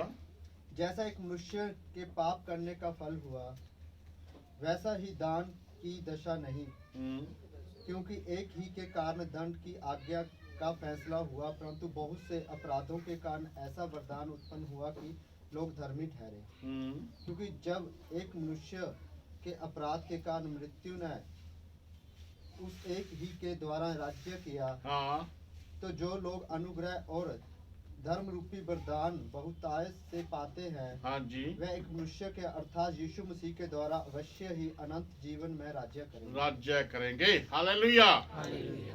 दो आदम बनाए परमेश्वर ने। एक पहला आदम सी ਜਿਹੜਾ ਮਿੱਟੀ ਤੋਂ ਬਣਾਇਆ ਤੇ ਹਾਰ ਗਿਆ। ਉਹ ਸ਼ੈਤਾਨ ਦੇ ਹੱਥੋਂ ਹਾਰ ਗਿਆ। ਸ਼ੈਤਾਨ ਦੀ ਗੱਲ ਮੰਨ ਲਈ ਉਹਨੇ। ਹੋ ਸਕਦਾ ਇਸ ਕਰਕੇ ਮੰਨ ਲਈ ਕਿ ਕੋਈ ਮਿੱਟੀ ਦਾ ਸੀਗਾ ਤੇ ਮੁੜ ਕੇ ਫਿਰ ਮਿੱਟੀ 'ਚ ਜਾਣੇ ਸ਼ੁਰੂ ਹੋ ਗਏ ਉਹਦੇ ਦੁਆਰਾ। ਪਰ ਜਿਹੜਾ ਦੂਸਰਾ ਆਦਮ ਆਇਆ ਉਹਦਾ ਨਾਮ ਯਿਸੂ ਮਸੀਹ ਆ। ਉਹ ਆਤਮਿਕ ਸੀਗਾ। रोटी खा ली ਉਸਦਾ ਇਸ ਮਿੱਟੀ ਦੇ ਦੁਆਰਾ ਕੋਈ ਹਿੱਸਾ ਨਹੀਂ ਸੀਗਾ। फिर में जाना है आ गया। ਇਸ ਮਿੱਟੀ ਦਾ ਕੋਈ ਹਿੱਸਾ ਉਹਦੇ ਵਿੱਚ ਨਹੀਂ ਸੀਗਾ ਕਿਉਂਕਿ ਉਹ ਕੁਆਰੀ ਕੰਨਿਆ ਦੇ ਦੁਆਰਾ ਪੈਦਾ ਹੋਇਆ। ਉਹ 'ਚ ਸਰੀਰ ਦਾ ਕੋਈ ਅੰਸ਼ ਨਹੀਂ ਸੀਗਾ। ਉਹ ਆਤਮਿਕ ਤੌਰ ਤੇ ਪੈਦਾ ਹੋਇਆ। ਉਹ ਸ਼ਬਦ ਦੇਹਧਾਰੀ ਹੋਇਆ ਤੇ ਅਨੁਗ੍ਰਹਿ ਔਰ ਸੱਚਾਈ ਨਾਲ ਭਰਪੂਰ ਹੋ ਕੇ ਸਾਡੇ ਵਿੱਚ ਡੇਰਾ ਕੀਤਾ, ਵਾਸ ਕੀਤਾ ਉਹਨੇ। ਇਹ ਬਹੁਤ ਵੱਡੀ ਗੱਲ ਆ। ਤੇ ਉਹ ਕੀ ਸੀ? ਆਤਮਿਕ। ਉਹਨੇ ਆਪਣੇ ਜੀਵਨ 'ਚ ਕੋਈ ਪਾਪ ਨਹੀਂ ਕੀਤਾ। ਜਿੱਦਾਂ ਪਹਿਲੇ ਆਦਮ ਨੂੰ ਸ਼ੈਤਾਨ ਨੇ ਪਰਖਿਆ ਨਾ, ਉਹਨੂੰ ਵੀ ਪਰਖਣ ਵਾਸਤੇ ਆਇਆ। ਮੱਤੀ 4:4 ਦੇ ਚ ਬਾਅਦ ਚੋਂ ਪੜ੍ਹ ਲਿਓ ਉਹਨੂੰ। 4:5-6 ਦੇ ਚ ਲਿਖਿਆ ਆ। ਉਹਦੀ ਪ੍ਰੀਖਿਆ ਕੀਤੀ। ਸ਼ੈਤਾਨ ਨੇ ਕੀ ਕਿਹਾ? ਇੱਕ ਵਾਰ ਮੈਨੂੰ ਮੱਥਾ ਟੇਕ ਦੇ, ਆ ਸਾਰਾ ਰਾਜ ਮੈਂ ਤੈਨੂੰ ਦੇ ਦਵਾਂਗਾ। ਇਹ ਸਭ ਕੁਝ ਤੇਰਾ ਹੈ, ਤੈਨੂੰ ਦੇ ਦਵਾਂਗਾ ਮੈਂ, ਪਰ ਇੱਕ ਵਾਰ ਮੈਨੂੰ ਮੱਥਾ ਟੇਕ ਦੇ। ਉਹਨੇ ਵੀ ਕਿਹਾ ਫਿਰ ਦੁਆਰੇ ਨਾਲ ਹੀ ਕਹਿੰਦਾ ਪਰਮੇਸ਼ਰ ਦੇ ਵਚਨ 'ਚ ਵੀ ਲਿਖਿਆ ਹੈ ਕਿ ਤੂੰ ਪ੍ਰਭੂ ਨੂੰ ਮੱਥਾ ਟੇਕੀ, ਕਿਸੇ ਹੋਰ ਨੂੰ ਨਾ ਟੇਕੀ। ਸ਼ੈਤਾਨ ਚਲੇ ਗਿਆ, ਭੱਜ ਗਿਆ, ਕਿਉਂਕਿ ਵਚਨ ਪਤਾ ਸੀ ਪ੍ਰਭੂ ਨੂੰ। ਤੇ ਯਿਸੂ ਮਸੀਹ ਕਹਿੰਦਾ ਮੈਂ ਇਸ ਵਾਸਤੇ ਆਇਆ ਕਿ ਮੈਂ ਤੁਹਾਨੂੰ ਜੀਵਨ ਦੇਵਾਂ, ਮੈਂ ਤੁਹਾਨੂੰ ਜ਼ਿੰਦਗੀ ਦੇਵਾਂ। ਜ਼ਿੰਦਗੀ ਦੇਣ ਵਾਸਤੇ ਆਇਆ। ਉਹ ਕਹਿੰਦਾ ਰਸਤਾ ਮੈਂ ਆ, ਦੁਆਰ ਮੈਂ ਆ। ਸਮਝ ਆਈ? ਯਸ਼ਾਇਆ ਦੀ ਕਿਤਾਬ ਦੇ ਵਿੱਚ ਉਹਦੇ 53 ਅਧਿਆਏ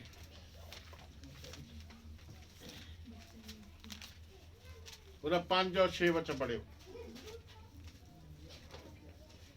निश्चय उसने हमारे रोगों को सह लिया, ਨਿਸ਼ਚੇ ਉਹਨੇ ਕੀ ਕੀਤਾ? ਸਾਡੇ ਰੋਗਾਂ ਨੂੰ, ਸਾਡੀਆਂ ਬਿਮਾਰੀਆਂ ਨੂੰ, ਸਾਡੀਆਂ ਮੁਸੀਬਤਾਂ ਨੂੰ ਆਪਣੇ ਉੱਤੇ ਸਹਿਨ ਕਰ ਲਿੱਤਾ। ਹਾਂ, और हमारे ही दुखों को उठा लिया। ਸਾਡੇ ਹੀ ਦੁੱਖਾਂ ਨੂੰ ਨੇ ਆਪਣੇ ਉੱਤੇ ਚੁੱਕ ਲਿੱਤਾ। ਹਾਂ तो भी हमने उसे परमेश्वर का मारा कूटा और दुर्दशा में पड़ा हुआ समझा, ਹਾਂ, परंतु वह हमारे ही अपराधों के कारण घायल किया गया, ਸਾਡੇ ਹੀ ਅਪਰਾਧਾਂ ਦੇ ਕਾਰਨ ਘਾਇਲ ਕੀਤਾ ਗਿਆ। वह हमारे अधर्म के कामों हेतु कुचला गया, ਸਾਡੇ ਹੀ ਪਾਪ ਦੇ ਕੰਮਾਂ ਦੇ ਕਾਰਨ ਕੁਚਲਿਆ ਗਿਆ। हमारी ही शांति के लिए उस पर ताड़ना पड़ी। ਹਾਂਜੀ, ਸਾਡੀ ਹੀ ਸ਼ਾਂਤੀ ਦੇ ਵਾਸਤੇ ਉਹਦੇ ਪਰ ਤਾੜਨਾ ਪੜੀ, ਕਿਉਂਕਿ ਤਾੜਨਾ ਜਿਹੜੀ ਸਾਡੀ ਸੀਗੀ, ਪਰ ਉਹਨੇ ਸਾਨੂੰ ਸ਼ਾਂਤੀ ਦਿੱਤੀ ਆ ਤੇ ਤਾੜਨਾ ਆਪ ਸਹਿ ਲਈ ਆ। ਹਾਂਜੀ, कि उसके कोड़े खाने से हम लोग चंगे हो जाए। ਉਹਦੇ ਕੋੜੇ ਖਾਣ ਨਾਲ ਅਸੀਂ ਲੋਕ ਚੰਗੇ ਹੋ ਜਾਈਏ। ਹਾਂ, हम तो सबके सब भेड़ों की नाई भटक गए थे, हम में से हर एक ने अपना अपना मार्ग लिया, ਆਪਣਾ ਆਪਣਾ ਮਾਰਗ ਲੱਤਾ। और यहोवा ने हम सबों के अधर्म का बोझ उसी पर लाद दिया। ਹਾਂਜੀ, ਸਾਡੇ ਸਾਰੇ ਪਾਪਾਂ ਦਾ ਬੋਝ ਉਸੀ ਦੇ ਉੱਪਰ ਲੱਦ ਦਿੱਤਾ।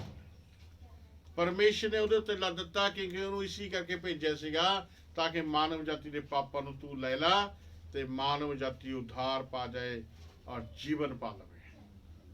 ਹਾਲੇਲੂਇਆ। ਇੱਕ ਯੋजना ਸੀ ਬਹੁਤ ਵੱਡੀ।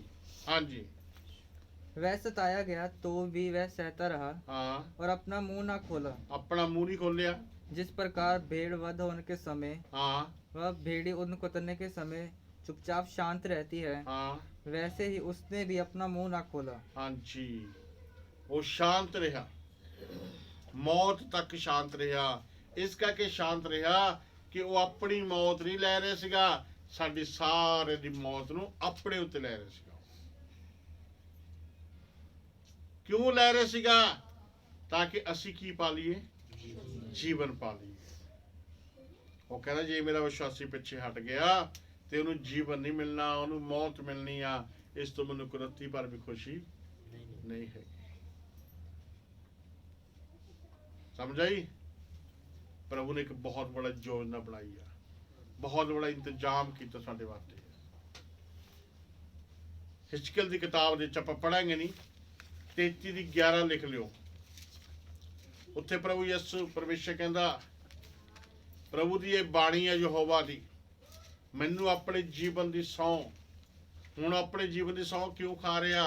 क्योंकि उस तो बड़ा कोई नहीं सीगा जिहदी वो सौं खाए, वो अपनी ही सौं खा रहा है। मैनू अपने ही जीवन की सौं, मैं पापी दी मौत विच कदी खुशी नहीं मनाउंदा। पर पापी तौबा करे, पश्चाताप करे, सीधे रास्ते ते आ जावे, इस तो मैनू खुशी आ, क्योंकि उन्हें मरना नहीं पेगा, उन्हें दूसरी मौत नहीं मरना पेगा।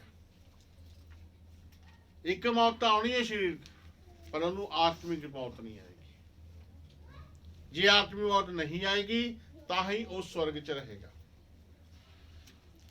जेड़ा मेरे अंदर बोलता कौन आ? आत्मा है। जिद्दां मैं कहना कि मैं स्वर्ग जावांगा, कौन जाएगा? आत्मा। कि शरीर में रहना नहीं है। शरीर बात मैं तुहानूं दसता कि उत्थे लिखिया होया कि मांस और लहू स्वर्ग विच नहीं जाने हैं। ते कौन जाएगा फिर? आत्मा जाएगा। ठीक है जी। तो इस करके प्रभु ने कहा कि तुहानूं आत्मिक जीवन मिलेगा, आत्मिक जिंदगी मिलेगी। जब तक कोई जल और आत्मा तो ना जन्मे, वो परमेश्वर दे राज च प्रवेश नहीं कर सकता। ठीक है जी। एक वचन असीं होर देखदे आ, प्रेरितों दे काम दे विच 2:23 पढ़ियो और 17:22 भी लिख लियो। 17:22 तो लेके 31 तक लिख लियो। हाँ जी। उसी को जब है परमेश्वर के ठहराई हुई मनसा उसी नूं परमेश्वर दी ठहराई हुई मनसा और होनहार के ज्ञान के अनुसार होनहार दे ज्ञान दे अनुसार फड़वाया गया। तो तुमने अधर्मियों के हाथ से उसे क्रूस पर चढ़वाकर मार कहता डाला। तुसी अधर्मियों दे हत्थों, पापियों दे हत्थों उन्हें क्रूस पर चढ़ा के मार दिता। हाँ जी। परंतु उसी को परमेश्वर ने मृत्यु के बंधनों से छुड़ाकर जिलाया। उसी को प्रभु परमेश्वर ने मौत ਦੇ ਬੰਧਨ ਖੋਲ ਕੇ ਉਹਨੂੰ ਜਿਉਂਦਾ ਕੀਤਾ, क्योंकि यह अनहोना था ਕਿਉਂਕਿ ਇਹ ਅਨਹੋਣਾ ਸੀਗਾ कि वह उसके वश में रहता हो। ਕਿ ਮੌਤ ਦੇ ਵਸ ਵਿੱਚ ਰਹਿੰਦਾ ਉਹ ਮੌਤ ਦੇ ਵਸ ਵਿੱਚ ਨਹੀਂ ਰਹਿ ਸਕਦਾ ਸੀਗਾ। ਮੌਤ ਦੀ ਇੰਨੀ ਤਾਕਤ ਨਹੀਂ ਸੀਗੀ ਕਿ ਯਿਸੂ ਮਸੀਹ ਨੂੰ ਰੋਕ ਕੇ ਰੱਖਦੀ ਉਹ। ਬਾਕੀ ਸੰਸਾਰ 'ਚ ਜਿੰਨੇ ਵੀ ਆਏ, ਬਹੁਤ ਮਹਾਂਪੁਰਸ਼ ਕਹਿੰਦੇ, ਬਹੁਤ ਕੁਝ ਕਹਿੰਦੇ ਆ, ਗੁਰੂ ਪੀਰ ਬਾਬੇ ਸਵਾਮੀ, ਜੋ ਵੀ ਸੰਸਾਰ 'ਚ ਆਏ ਆ, ਕਿਸੇ ਦੀ ਕਬਰ ਬਣੀ ਹੈ, ਕਿਸੇ ਦੀ ਮੜੀ ਬਣੀ ਹੋਈ ਆ, ਉਹ ਮੌਤ ਦੇ ਸਕੰਜੇ ਦੇ ਥੱਲੇ ਆ। ਇੱਕ ਆ ਜਿਹਨੇ ਮੌਤ ਦਾ ਮੂੰਹ ਤੋੜਿਆ ਤੇ ਤੀਜੇ ਦਿਨ ਜਿਉਂਦਾ ਹੋ ਗਿਆ। ਹਾਲੇਲੂਇਆ। ਕਿਉਂਕਿ ਮੌਤ ਦੀ ਤਾਕਤ ਨਹੀਂ ਸੀਗੀ ਇੰਨੀ ਕਿ ਯਿਸੂ ਨੂੰ ਦਬਾ ਕੇ ਰੱਖ ਸਕਦੀ ਹੋ, ਕਿਉਂਕਿ ਉਹ ਸ਼ਬਦ ਸੀ, ਉਹ ਪਰਮੇਸ਼ਵਰ ਸੀ। ਇਸ ਕਰਕੇ ਉਹਨੂੰ ਨਹੀਂ ਰੋਕ ਸਕੀ ਮੌਤ। ਸੰਸਾਰ ਦੇ ਵਿੱਚ 2 ਦਿਨ ਸਭ ਦੇ ਮਨਾਏ ਜਾਂਦੇ ਆ, ਜਨਮ ਦਿਨ ਤੇ ਸ਼ਹੀਦੀ ਦਿਨ, ਮਰਨ ਦਿਨ, ਜੋ ਵੀ ਹੈ। ਪਰ ਯਿਸੂ ਮਸੀਹ 3 ਦਿਨ ਮਨਾਏ ਜਾਂਦੇ ਆ। ਉਹਦਾ ਜਨਮ ਦਿਨ ਔਰ ਉਹਦਾ ਬਲੀਦਾਨ ਦਾ ਦਿਨ ਤੇ ਤੀਜੇ ਦਿਨ ਉਹਦਾ ਜੀ ਉੱਠਣ ਦਾ ਦਿਨ। ਹਾਲੇਲੂਇਆ। ਇਹ ਬਹੁਤ ਵੱਡੀ ਗੱਲ ਆ ਕਿ 3 ਦਿਨ ਮਨਾਏ ਜਾਂਦੇ ਉਹਦੇ। ਕੋਈ ਇਦਾਂ ਦੀ ਹਸਤੀ ਨਹੀਂ ਆਈ ਸੰਸਾਰ 'ਚ ਜਿਹਦੇ 3 ਦਿਨ ਮਨਾਏ ਜਾਂਦੇ ਆ। 2 ਹੀ ਦਿਨ ਮਨਾਏ ਜਾਂਦੇ ਸਭ ਦੇ। ਸਿਰਫ ਓਨਲੀ ਪ੍ਰਭੂ ਯਿਸੂ ਮਸੀਹ ਆ ਜਿਹਦੇ 3 ਦਿਨ ਮਨਾਏ ਜਾਂਦੇ। ਅੱਜ ਵੀ ਉਹ ਜਿਉਂਦਾ ਹੈ। ਹੁਣ ਇਸੀ ਕਾਰਨ ਪ੍ਰਭੂ ਨੇ ਕੀ ਕੀਤਾ। ਹੁਣ ਇੱਥੇ ਆਪਾਂ ਲਿਖ ਲਿਆ ਪ੍ਰੇਤੋ ਦੇ ਕੰਮ 17 ਦੀ 22 ਤੋਂ 25 ਤੱਕ ਲਿਖ ਲਿਓ। ਜੇ ਕਿਸੇ ਨੂੰ ਮਿਲ ਗਿਆ ਤਾਂ पढ़ दो फटाफट, शाबाश जल्दी। भाई तो सर जी। तब पौलुस ने इरेगुमुस के बीच में खड़ा होकर कहा, ਪਲੂਸ ਕਿਸੇ ਜਗ੍ਹਾ ਤੇ ਗਿਆ, ਉਹ ਇੱਕ ਕਸਬਾ ਸੀਗਾ ਤੇ ਉੱਥੇ ਦੇ ਲੋਕਾਂ ਨੂੰ ਉਹ ਸੈਂਟਰ 'ਚ ਖੜਾ ਹੋ ਕੇ ਉਹਨਾਂ ਨੂੰ ਗੱਲ ਕਰ ਰਿਹਾ। ਹਾਂਜੀ। हे अथेने के लोगों, ਇਹ ਸਥਾਨਿਕ ਲੋਕੋ, मैं देखता हूँ ਹਾਂ, कि तुम हर बात में देवताओं के बड़े मानने वाले हो, ਹਰ ਬਾਤ 'ਚ ਤੁਸੀਂ ਬਹੁਤ ਪੂਜਾ ਪਾਠ ਕਰਨ ਵਾਲੇ ਹੋ ਦੇਵ ਦੇਵਤਾ ਦਾ। ਹਾਂ। क्योंकि मैं फिरते हुए तुम्हारी ਮੈਂ पूजने ਘੁੰਮਦੇ ਹੋਏ ਇੱਥੇ ਤੁਹਾਡੀ ਸਾਰੀਆਂ ਪੂਜਣ ਵਾਲੀਆਂ ਚੀਜ਼ਾਂ ਨੂੰ देख रहा ਦੇਖਿਆ था ਵੀ ਕਿਤੇ ਮੂਰਤੀ ਰੱਖੀ ਹੈ, ਕਿਤੇ ਪੱਥਰ ਰੱਖਿਆ ਹੈ, ਕਿਤੇ ਕੁਝ ਰੱਖਿਆ ਹੋਇਆ, ਲੇਕਿਨ ਤੁਸੀਂ ਪੂਜਾ ਪਾਠ ਕਰ ਰਹੇ ਹੋ। ਹਾਂ। तो एक ऐसी वेदी भी पाई ਕਿਉਂਕਿ ਇੱਕ ਏਦਾਂ ਦੀ ਵੇਦੀ ਵੀ ਮੈਂ ਦੇਖੀ, ਇੱਕ ਏਦਾਂ ਦਾ ਚੌਂਤਰਾ ਦੇਖਿਆ जिस पर लिखा था ਜਿਹਦੇ ਵਿੱਚ ਸਿਰਫ ਲਿਖਿਆ ਹੋਇਆ ਸੀਗਾ कि अनजाने ईश्वर के लिए, ਕਿ ਅਣਜਾਣੇ ਈਸ਼ਵਰ ਦੇ ਲਈ।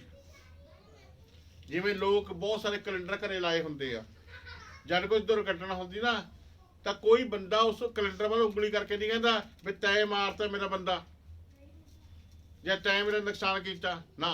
ਪਤਾ ਕੀ ਕਹਿਣਗੇ, ਇਹ ਤਾਂ ਰੱਬ ਨੂੰ, ਜਿਹੜਾ ਰੱਬ ਨੂੰ ਮੌਜੂਦ ਸੀ, ਹੋ ਗਿਆ ਭਾਈ, ਹੁਣ ਕੀ ਕਰਨਾ। ਉਹਦਾ ਨਾ ਅੰਤਰਾਤਮਾ ਜਾਣਦਾ ਵੀ ਆ ਤਾਂ ਐਵੇਂ ਫੋਟੋ ਹੀ ਆ, ਉਹ ਤਾਂ ਖਬਰ ਕਿੱਥੇ ਬੈਠੇ ਦੀ ਜਿਹਨਾਂ ਦੀ ਫੋਟੋ ਲਾਈ ਬੈਠੇ ਹੋ। ਅਸਲੀ ਤਾਂ ਪਰਮਾਤਮਾ ਹੈ। ਉਹਨਾਂ ਦਾ ਅੰਤਰਾਤਮਾ ਜਾਣਦਾ ਕਿ ਪਰਮਾਤਮਾ ਹੈ। ਤੁਸੀਂ ਦੇਖਿਓ ਕਦੇ, ਦੇਖਿਆ ਕਦੀ, ਚੈੱਕ ਕਰਿਆ ਕਦੀ। ਕੋਈ ਕਹਿੰਦਾ ਵੀ ਤੈਨੂੰ ਮੈਂ ਬੜੀ ਧੂਪ ਖੜਾਈ ਹੈ, ਧੂਪ ਦਿੱਤੀ ਤੇ ਮੈਂ ਜੋਤਾਂ ਲਾਈਆਂ ਤੇਰੀਆਂ, ਤੂੰ ਕਰਤਾ ਇਦਾਂ ਨੁਕਸਾਨ ਮੇਰਾ, ਕਹਿੰਦਾ ਕੋਈ ਨਾ। ਕੀ ਕਹਿੰਦਾ ਏ, ਰੱਬਾ ਤੇਰਾ ਕੀ ਵਿਗਾੜਤਾ ਜੀ, ਅਸੀਂ ਤੇਰੇ ਕੀ ਮਾਂ ਪੱਟ ਲਏ ਸੀਗੇ, ਹਨਾ। ਕਹਿੰਦੇ ਆ ਨਾ ਵੀ ਰੱਬ ਨੇ ਆਹ ਕਰ ਦਿੱਤਾ, ਰੱਬ ਨੇ ਉਹ ਕਰ ਦਿੱਤਾ। ਪਰ ਜੇ ਕੋਈ ਚੰਗਾ ਕੰਮ ਹੋ ਗਿਆ ਫੇਰ ਕਦੀ ਨਹੀਂ ਕਹਿਣਗੇ ਵੀ ਰੱਬ ਨੇ ਕੀਤਾ, ਫੇਰ ਕਹਿਣਗੇ ਤਾਂ ਚਿਰਾਗ ਬਾਲਦੇ ਹੁੰਦੇ ਸੀ ਜੀ, ਇੱਥੇ ਜੋਤਾਂ ਲਾਉਂਦੇ ਹੁੰਦੇ ਤਾਂ ਬਣਿਆ ਕੰਮ। ਪਰ ਜਦੋਂ ਉਲਟ ਹੋ ਗਿਆ ਤਾਂ ਕਿਹਨੂੰ ਦੋਸ਼ ਦਿੰਦੇ ਆ, ਰੱਬ ਨੂੰ। ਮੂਰਖ ਲੋਕ ਨੇ ਉਹ। ਪਰ ਰੱਬ ਇਦਾਂ ਨਹੀਂ ਕਰਦਾ ਹੈਗਾ। ਕਹਿੰਦਾ ਜਿਹੜਾ ਅਣਜਾਣੇ ਈਸ਼ਵਰ ਨੂੰ ਵੀ ਤੁਸੀਂ ਭੇਂਟ ਚੜਾਉਂਦੇ ਆ, ਉਹ ਲੋਕ ਸੀ, ਬਾਕੀ ਤਾਂ ਚਲੋ ਚੜਾਵੇ ਚੜਾਉਂਦੇ ਸੀਗੇ, ਪਰ ਉਹਨੂੰ ਵੀ ਭੇਡ ਚੜਾ ਰਹੇ ਸੀ, ਉਹਦੇ ਵਾਸਤੇ ਕੁਝ ਰੱਖਿਆ ਸੀ ਖਾਣ ਪੀਣ ਨੂੰ ਉੱਥੇ, ਪਰ ਉੱਥੇ ਸਿਰਫ ਨਾਮ ਲਿਖਿਆ ਸੀਗਾ ਕਿ ਜਿਹੜੇ ਇਸ ਬੰਦੇ ਨੂੰ ਅਸੀਂ ਜਾਣਦੇ ਨਹੀਂ, ਜਿਹੜੇ ਪ੍ਰਮਾਤਮਾ ਨੂੰ ਅਸੀਂ ਜਾਣਦੇ ਨਹੀਂ, ਉਹਦੇ ਵਾਸਤੇ ਵੀ ਚੜਾ ਰਹੇ, ਕੋਈ ਗੱਲ ਨਹੀਂ। ਤਾਂ ਪ੍ਰਭੂ ਦੇ ਸੰਤ ਨੇ, ਪਲੂਸ ਨੇ ਉੱਥੇ ਨੂੰ ਸਮਝਾਇਆ ਵੀ ਜਿਹਦਾ ਤੁਸੀਂ ਅਣਜਾਣਪੁਣੇ ਦੇ ਵਿੱਚ ਬਿਨਾਂ ਦੇਖੇ ਹੀ ਪੂਜਾ ਪਾਠ ਕਰ ਰਹੇ ਆ, ਮੈਂ ਉਹਦਾ ਤੁਹਾਨੂੰ ਖੁਸ਼ਖਬਰੀ ਸੁਣਾ ਰਿਹਾ, ਉਹਦਾ ਸ਼ੁਭ ਸੰਦੇਸ਼ ਸੁਣਾ ਰਿਹਾ ਵੀ ਉਹ ਹੈ ਕੌਣ ਆ। ਹਾਂਜੀ, ਫਟਾਫਟ ਪੜ੍ਹ ਦਿਓ। सो जिसे तुम बिना जाने पूछते हो, ਬਿਨਾਂ ਜਾਣੇ ਪੁੱਛਦੇ ਹੋ, मैं तुम्हें उसका समाचार सुनाता ਮੈਂ हूँ, ਤੁਹਾਨੂੰ ਉਹਦਾ ਸਮਾਚਾਰ, ਉਹਦੀ ਖੁਸ਼ਖਬਰੀ ਸੁਣਾਉਂਦਾ। जिस परमेश्वर ने पृथ्वी और उसकी सब वस्तुओं को बनाया, ਕਹਿੰਦਾ ਕਿਆ ਬਣਾਇਆ ਉਹਨੇ? ਪ੍ਰਿਥਵੀ ਤੇ ਸਾਰੀਆਂ ਚੀਜ਼ਾਂ ਨੂੰ ਬਣਾਇਆ। ਹਾਂ, वह स्वर्ग और पृथ्वी का स्वामी होकर ਕਹਿੰਦਾ ਉਹ ਸਵਰਗ ਤੇ ਪ੍ਰਿਥਵੀ ਦਾ ਸੁਆਮੀ ਹੋ ਕੇ, हाथ के बनाए हुए मंदिरों में नहीं रहता, ਹਾਂ, ਹੱਥ ਦੇ ਬਣਾਏ ਹੋਏ ਮੰਦਿਰਾਂ 'ਚ ਨਹੀਂ ਰਹਿੰਦਾ ਉਹ। ਹਾਂ, न किसी वस्तु का प्रयोजन रखकर मनुष्यों के हाथों की सेवा लेता है, ਨਾ ਕਹਿੰਦਾ ਮਨੁੱਖ ਦੇ ਹੱਥ ਦੀ ਸੇਵਾ ਲੈਂਦਾ ਉਹ, ਮਨੁੱਖ ਦੇ ਹੱਥ ਦੀ ਸੇਵਾ ਨਹੀਂ ਲੈਂਦਾ ਉਹ, ਕਿਉਂਕਿ ਉਹ ਭੁੱਖਾ ਨਹੀਂ ਹੈਗਾ, ਉਹ ਤਾਂ ਸਾਰਿਆਂ ਨੂੰ ਖਿਲਾਉਂਦਾ, ਅੱਗੇ ਲਿਖਿਆ ਹੈ। ਹਾਂਜੀ, क्योंकि वह आप ही सबको जीवन और श्वास और सब कुछ देता है। ਹਾਂਜੀ, ਕਿਉਂਕਿ ਉਹ ਆਪ ਹੀ ਸਾਰਿਆਂ ਨੂੰ ਜੀਵਨ ਦਿੰਦਾ, ਸਾਹ ਦਿੰਦਾ ਤੇ ਸਭ ਕੁਝ ਦਿੰਦਾ ਹੈ। ਹੁਣ ਜਿਹੜੀ ਉਪਜ ਹੋ ਰਹੀ ਆ, ਅੱਜ ਕਣਕ ਹੋ ਰਹੀ ਆ ਹੁਣ, ਤੇ ਜੇ ਪਰਮੇਸ਼ਰ ਨਾ ਚਾਹੇ ਤੇ ਕਣਕ ਹੋ ਸਕਦੀ ਆ? ਕਣਕ ਨਹੀਂ ਹੋ ਸਕਦੀ। ਹੁਣ ਜਿਹੜਾ ਕਣਕ ਖੇਤ ਦੇ ਵਿੱਚ ਲਾਈ ਹੈ, ਕੋਈ ਦੁਆ ਕਰਦਾ ਉੱਥੇ ਜਾ ਕੇ? ਕਹਿੰਦੇ ਵੀ ਕਣਕ ਉਗ ਜਵੇ? ਨਹੀਂ, ਐਦੇ ਉਗਦੀ ਆ ਉਹ, ਕਿਉਂਕਿ ਪਰਮੇਸ਼ਰ ਇਨਸਾਨ ਨੂੰ ਪਿਆਰ ਕਰਦਾ ਹੈ। ਸੂਰਜ ਵੀ ਚੜ੍ਹਦਾ ਸਾਡੇ ਵਾਸਤੇ, ਬਰਸਾਤ ਵੀ ਹੁੰਦੀ ਆ, ਮੌਸਮ ਵੀ ਚੇਂਜ ਹੁੰਦੇ ਆ। ਕਿਹਦੇ ਵਾਸਤੇ ਹੁੰਦੇ ਆ ਇਹ? ਸਾਡੇ ਵਾਸਤੇ ਹੁੰਦੇ ਆ। ਪਰਮਾਤਮਾ ਨੂੰ ਇਹਦੀ ਲੋੜ ਨਹੀਂ ਹੈਗੀ, ਉਹਨੂੰ ਕਣਕ ਦੀ ਤੇ ਦਾਲਾਂ ਦੀ ਲੋੜ ਨਹੀਂ ਹੈਗੀ। ਇਹ ਕਿਹਦੇ ਵਾਸਤੇ ਉਗਦੀਆਂ ਨੇ? ਸਾਡੇ ਵਾਸਤੇ ਉਗਦੀਆਂ ਨੇ, ਕਿਉਂਕਿ ਸਾਨੂੰ ਪਿਆਰ ਕਰਦਾ ਹੈ। ਉਹ ਪ੍ਰੇਮੀ ਪਰਮੇਸ਼ਰ, ਦਿਆਲੂ ਪਰਮੇਸ਼ਰ, ਕਹਿੰਦਾ ਉਹ ਸਾਰਾ ਕੁਝ ਦਿੰਦਾ ਹੈ। ਸਾਹ ਵੀ ਉਹੀ ਦੇ ਰਿਹਾ ਹੈ, ਜੀਵਨ ਵੀ ਦੇ ਰਿਹਾ, ਤੇ ਹੋਰ ਵੀ ਸਭ ਕੁਝ ਦੇ ਰਿਹਾ ਹੈ। ਅੱਗੇ उसने एक ही मूल से मनुष्य की सब जातियां ਕਹਿੰਦਾ ਇੱਕ ਮੂਲ ਤੋਂ ਹੀ ਸਾਰੀਆਂ ਜਾਤੀਆਂ ਬਣਾਈਆਂ ਉਹਨੇ। ਉਹ ਕਿਹੜਾ ਮੂਲ ਸੀ? ਆਦਮ। ਸਟਾਰਟਿੰਗ ਵਿੱਚ ਜਿਹੜਾ ਸੀਗਾ, ਇੱਕ ਮੂਲ ਤੋਂ ਸਾਰੀਆਂ ਜਾਤੀਆਂ ਬਣ ਗਈਆਂ। ਅੱਗੇ ਇੱਕ ਤੋਂ ਹੀ ਸਭ ਕੁਝ ਪੈਦਾ ਹੋਇਆ।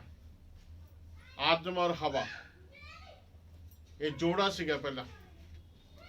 ਉਸ ਜੋੜੇ ਤੋਂ ਅੱਗੇ ਸਾਰਾ ਸੰਸਾਰ ਪੈਦਾ ਹੋ ਗਿਆ। ਅੱਜ ਅਰਬਾਂ ਦੇ ਵਿੱਚ ਆ, ਪਰ ਇੱਕ ਤੋਂ ਹੀ ਪੈਦਾ ਹੋਏ ਸਾਰੇ। ਬਾਅਦ ਚ ਜਾਤੀਆਂ ਬਣ ਗਏ, ਧਰਮ ਬਣ ਗਏ, ਬੜੇ ਬਟਵਾਰੇ ਹੋ ਗਏ, ਬਹੁਤ ਕੁਝ ਹੋ ਗਿਆ। ਇਹ ਕਿਹਨੇ ਕੀਤਾ? ਇਨਸਾਨ ਨੇ ਕੀਤਾ, ਆਪਣੇ ਸਵਾਰਥਵਾਦ ਤੇ। ਆਪਣੇ ਸਵਾਰਥਵਾਦ ਤੇ ਕੀਤਾ ਕਿ ਮੈਂ ਤਾਂ ਆਏ ਜੀ, ਉਹ ਕਹਿੰਦਾ ਮੈਂ ਤਾਂ ਆਏ, ਉਹ ਕਹਿੰਦਾ ਮੈਂ ਆਏ, ਬਸ ਸਵਾਰਥਵਾਦ ਤੇ ਕੀਤਾ। ਲੇਕਿਨ ਪ੍ਰਮਾਤਮਾ ਨੇ, ਪਰਮੇਸ਼ਰ ਨੇ ਕੋਈ ਜਾਤੀ, ਕੋਈ ਧਰਮ ਨਹੀਂ ਬਣਾਇਆ ਹੈਗਾ। ਉਹਨੇ ਇਨਸਾਨ ਨੂੰ ਬਣਾਇਆ, ਸਿਰਫ ਇੱਕ ਇਨਸਾਨ ਨੂੰ। ਬਾਕੀ ਸਭ ਦਿਖਾਵੇ, ਇਹ ਪਖੰਡਬਾਜ਼ੀਆਂ ਇਨਸਾਨ ਨੇ ਕੀਤੇ ਤਿਆਰ। ਹਾਂਜੀ, और उनके ठहराए हुए समय और निवास के सिवानों को इसलिए बांधा है ਇਸ ਲਈ ਬੰਨ ਲਿਆ कि वे परमेश्वर को ढूंढे, ਕਿ ਪਰਮੇਸ਼ਰ ਨੂੰ ਲੱਭਣ, कदाचित उसे टटोलकर पा जाए, ਉਹਨੂੰ ਟਟੋਲ ਕੇ, ਉਹਨੂੰ ਲੱਭ ਕੇ ਪਾ ਲੈਣ। तो भी वह हम में से किसी से दूर नहीं। ਫੇਰ ਵੀ ਪਰਮੇਸ਼ਰ ਸਾਡੇ ਚੋਂ ਕਿਸੇ ਦੇ ਕੋਲੋਂ ਦੂਰ ਨਹੀਂ ਹੈਗਾ। ਜਿੱਦਾਂ ਕਹਿੰਦੇ ਆ, ਕਹਿੰਦਾ ਪਰਮੇਸ਼ਰ ਤੇ ਤੋਂ ਵੱਖ ਨਹੀਂ, ਪਰ ਤੇਰੀ ਦੇਖਣ ਵਾਲੀ ਅੱਖ ਨਹੀਂ ਹੈ। ਉਹ ਤਾਂ ਨੇੜੇ ਹੀ ਆ, ਪਰ ਲੱਭਦੀ ਨਹੀਂ ਨਾ। ਆਪਾਂ ਇੰਨੇ ਉਲਝੇ ਹੋਏ ਆ ਕਿ ਸੰਸਾਰ 'ਚ, ਆਪਣੇ ਕੰਮਾਂ ਦੇ ਵਿੱਚ, ਆਪਣੇ ਪਰਿਵਾਰ ਦੇ ਵਿੱਚ ਇੰਨੇ ਉਲਝੇ ਹੋਏ ਆ ਕਿ ਉਹਦੇ ਵਾਸਤੇ ਟਾਈਮ ਹੀ ਨਹੀਂ ਹੈਗਾ, ਉਹਦੇ ਵਾਸਤੇ ਸੋਚ ਹੀ ਨਹੀਂ ਹੈਗੀ। ਹਾਂਜੀ, क्योंकि हम उसी में जीवित रहते, ਉਸੀ ਦੇ ਵਿੱਚ ਜੀਵਿਤ ਰਹਿੰਦੇ ਆ, चलते फिरते ਉਸੀ ਦੇ ਵਿੱਚ ਚੱਲਦੇ ਫਿਰਦੇ और ਆ, स्थिर रहते हैं। ਔਰ ਖੜੇ ਮਜ਼ਬੂਤ ਰਹਿੰਦੇ ਆ। ਹਾਂ, जैसे तुम्हारे कितने कवियों ने भी कहा है ਜਿੰਨੇ ਕਵੀਆਂ ਨੇ ਵੀ ਕਹਿੰਦਾ ਕਿਹਾ ਹੈ। कि हम तो उसी के वंश भी हैं। ਆਮੇਨ। ਕਿਹਦੇ ਵੰਸ਼ ਹੈ ਜੀ ਅਸੀਂ? ਪਰਮੇਸ਼ਵਰ ਦੇ ਪ੍ਰਮਾਤਮਾ ਦੇ ਵੰਸ਼ ਆ। ਹੁਣ ਇਹ ਵਚਨ ਤੁਹਾਨੂੰ ਨੋਟ ਕਰਾਉਂਦਾ ਹੈ, ਤੁਸੀਂ ਇਹਨੂੰ ਬਾਅਦ ਚੋਂ ਪੜ੍ਹ ਲਿਓ। ਲੂਕਾ ਦੀ ਇੰਜੀਲ ਉਹਦਾ 3 ਅਧਿਆਏ ਉਹਦਾ 23 ਵਚਨ ਤੋਂ ਲੈ ਕੇ 38 ਵਚਨ ਤੱਕ ਪੜ੍ਹ ਲਿਓ। 38 ਦੇ ਵਿੱਚ ਲਿਖਿਆ ਹੋਇਆ ਕਿ ਜਦੋਂ ਉੱਥੇ ਲਿਖਿਆ ਕਿ ਉਹ ਸ਼ੇਤ ਤੋਂ ਸੀ ਔਰ ਸ਼ੇਤ ਆਦਮ ਦਾ ਪੁੱਤਰ ਸੀ ਤੇ ਆਦਮ ਪਰਮੇਸ਼ਰ ਦਾ ਪੁੱਤਰ ਸੀਗਾ। ਫਿਰ ਉਹੀ ਗੱਲ ਹੋ ਗਈ, ਜੇ ਆਦਮ ਪਰਮੇਸ਼ਰ ਦਾ ਪੁੱਤਰ ਸੀ ਤਾਂ ਅਸੀਂ ਸਾਰੇ ਹੀ ਪਰਮੇਸ਼ਰ ਦੇ ਪੁੱਤਰ ਹੋ ਗਏ, ਉਹਦੇ ਵੰਸ਼ਜ ਹੋ ਗਏ। ਕਹਿੰਦਾ ਲਿਖਿਆ ਹੋਇਆ ਹੈ। ਹਾਂਜੀ, सो परमेश्वर का वंश होकर हमें ये समझना उचित नहीं ਕਹਿੰਦਾ ਕਿਆ ਸਾਨੂੰ, ਕਹਿੰਦਾ ਅਸੀਂ ਪਰਮੇਸ਼ਰ ਦੇ ਵੰਸ਼ ਹੋਣ ਦੇ ਨਾਤੇ ਕਿਆ ਇਹ ਸਮਝਣਾ ਉਚਿਤ ਨਹੀਂ ਹੈਗਾ कि ईश्वर तो सोने या रूप या पत्थर के समान है जो मनुष्य की कारीगरी और कल्पना से गढ़े हैं। ਹਾਂਜੀ, ਕਹਿੰਦਾ ਵੀ ਸਮਝਣਾ ਚਾਹੀਦਾ ਵੀ ਸੋਨਾ ਪੱਥਰ ਚਾਂਦੀ ਨਾਲ ਨਹੀਂ ਹੈਗਾ, ਉਹ ਚਾਂਦੀ ਵਰਗਾ ਨਹੀਂ ਹੈਗਾ, ਉਹ ਪੱਥਰਾਂ ਵਰਗਾ ਨਹੀਂ ਹੈਗਾ।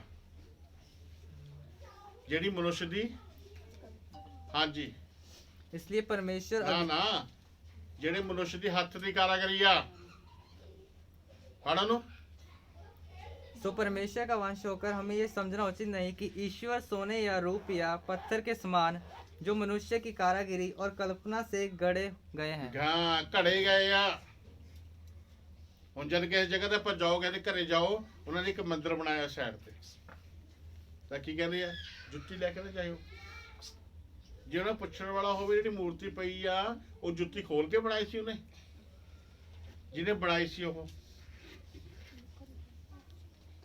ਕਿਹੜੇ ਹੱਥ ਲਾਏ ਸੀ ਉਹਨੇ, ਕਿਹੜਾ ਪਾਣੀ ਵਰਤਿਆ ਸੀਗਾ, ਕੌਣ ਜਾਣਦਾ ਹੈ। ਫਿਰ ਥੋੜੀਆਂ ਮਾਰ ਮਾਰ ਕੇ ਅਗਲੇ ਨੇ ਐਨ ਉਹਨੂੰ ਘੜਿਆ ਕਿ ਨਹੀਂ। ਲੇਕਿਨ ਜਿਹੜਾ ਪਰਮੇਸ਼ਰ ਆ ਉਹ ਏਦਾਂ ਦਾ ਨਹੀਂ ਹੈ। ਹਾਂਜੀ, इसलिए परमेश्वर अज्ञानता के समयों से अज्ञानता के समयों से आनाकानी करके आनाकानी करके अब हर जगह ਹੁਣ ਹਰ ਜਗ੍ਹਾ सब मनुष्यों को ਸਾਰੇ ਮਨੁੱਖਾਂ ਨੂੰ मन फिराने की आज्ञा ਮਨ देता है। ਫਿਰਾਉਣ ਦੀ ਆਗਿਆ ਦਿੰਦਾ, ਤੋਬਾ ਕਰਨ ਦੀ ਆਗਿਆ ਦਿੰਦਾ ਏ ਕਿ ਤੋਬਾ ਕਰੋ ਭਾਈ, ਮੁੜਿਓ। ਕਿਉਂ? क्योंकि उसी ने एक दिन ठहराया है ਕਿਉਂਕਿ ਉਹਨੇ ਇੱਕ ਦਿਨ ਠਹਿਰਾਇਆ ਏ।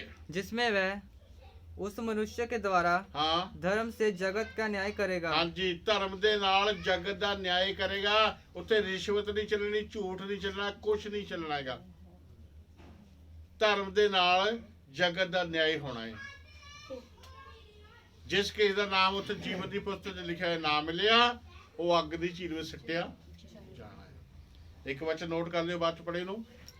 ਮੱਤੀ ਦੀ ਇੰਜੀਲ ਉਹਦਾ 25 ਅਧਿਆਏ ਉਹਦਾ 41 ਵਚਨ 'ਚ ਲਿਖਿਆ ਹੋਇਆ, ਕਹਿੰਦੇ ਜਿਹੜੇ ਨਰਕ ਦੀ ਅੱਗ ਆ ਨਾ, ਉਹਨੇ ਉਸ ਸਮੇਂ ਕਹਿਣਾ ਉਹਨਾਂ ਨੂੰ, ਹੇ ਸ਼ਰਾਪਿਤ ਲੋਕੋ, ਉਸ ਅਨੰਤ ਅੱਗ ਦੇ ਵਿੱਚ, ਨਰਕ ਦੀ ਅੱਗ ਵਿੱਚ ਚਲੇ ਜਾਓ, ਜਿਹੜੀ ਸ਼ੈਤਾਨ ਤੇ ਸ਼ੈਤਾਨ ਦੇ ਦੂਤਾਂ ਵਾਸਤੇ ਤਿਆਰ ਕੀਤੀ ਗਈ ਹੈ। ਪਰ ਮਜਬੂਰੀ ਕਾਰਨ ਉੱਥੇ ਲੋਕ ਵੀ ਸਿੱਟਣੇ ਪੈਣਗੇ। 31 ਵਚਨ ਤੋਂ ਲੈ ਕੇ ਤੁਸੀਂ ਉਹਨੂੰ 45 ਤੱਕ ਲਿਖ ਲਓ, ਚੰਗੀ ਤਰ੍ਹਾਂ ਬਾਅਦ ਚ ਪੜ੍ਹ ਲੈ ਲਓ, ਇੱਥੇ ਤੋਂ ਸਾਰੀ ਗੱਲਬਾਤ ਮਿਲ ਜਾਏਗੀ। ਕਹਿੰਦਾ ਉਹਨੇ ਇੱਕ ਦਿਨ ਠਹਿਰਾਇਆ ਕਿ ਉਸ ਮਨੁੱਖ ਦੇ ਦੁਆਰਾ ਜਗਤ ਦਾ ਨਿਆਂ ਕਰੇਗਾ। ਕਿਹੜੇ ਮਨੁੱਖ ਦੇ ਦੁਆਰਾ? ਹਾਂਜੀ, ਪੂਰਾ ਕਰੋ। जिसे उसने ठहराया और जिन्होंने उसे, ठहराया और उसे मरे हुए में से जिलाकर ये बात सब पर प्रमाणित कर दिया। ਆਮੀਨ, ਹਾਲੇਲੂਇਆ। ਕਹਿੰਦਾ ਉਹਨੇ ਇਹ ਗੱਲ ਸਾਰੇ ਉੱਤੇ ਪੱਕੀ ਕਰ ਦਿੱਤੀ ਆ ਕਿ ਨਿਆਂ ਇਹਦੇ ਦੁਆਰਾ ਹੋਣਾ ਹੈ। ਜਿਹੜਾ ਲਾਸਟ ਨਿਆਂ ਹੋਣਾ ਉਹ ਯਿਸੂ ਮਸੀਹ ਦੇ ਦੁਆਰਾ ਹੋਣਾ ਹੈ। ਉਸ ਸਮੇਂ ਪੁਸਤਕਾਂ ਖੋਲੀ ਜਾਣਗੀਆਂ, ਕਹਿੰਦਾ ਖੁੱਲ ਜਾਏਗੀ ਕਿਤਾਬੇ ਉਸ ਸਮੇਂ, ਔਰ ਜਿਹੜਾ ਲਿਖਿਆ ਹੋਇਆ ਪੂਰੇ ਅਨੁਸਾਰ ਤੁਹਾਡਾ ਨਿਆਂ ਹੋਏਗਾ। ਇਸ ਕਰਕੇ ਜਦ ਤੱਕ ਤੁਹਾਡਾ ਦੂਸਰਾ ਜਨਮ ਨਹੀਂ ਹੁੰਦਾ, ਉਦ ਤੱਕ ਤੁਸੀਂ स्वर्ग राज्य में प्रवेश नहीं कर सकते। एक वचन लास्ट और पढ़ दियो, प्रकाश दी बुक दी ਉਹਦਾ 22 ਅਧਿਆਏ ਉਹਦਾ 14 ਵਚਨ।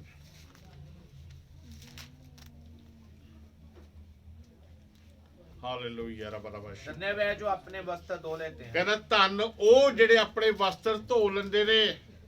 क्योंकि उन्हें जीवन के पेड़ के पास आने का अधिकार मिलेगा। ਹਾਂਜੀ ਉਹਨਾਂ ਨੂੰ ਜੀਵਨ ਦੇ ਪੇੜ ਦੇ ਕੋਲ ਆਉਣ ਦਾ ਅਧਿਕਾਰ ਮਿਲੇਗਾ। ਜੀਵਨ ਦੇ ਪੇੜ ਦੇ ਕੋਲ ਆਉਣ ਦਾ ਅਧਿਕਾਰ ਮਿਲੇਗਾ। ਕਿਹਨਾਂ ਨੂੰ? ਕਾਹਦੇ ਨਾਲ ਧੋਲੇ ਵਸਤਰ? ਵਸਤਰ ਕਾਹਦੇ ਨਾਲ ਧੋਲੇ ਆ?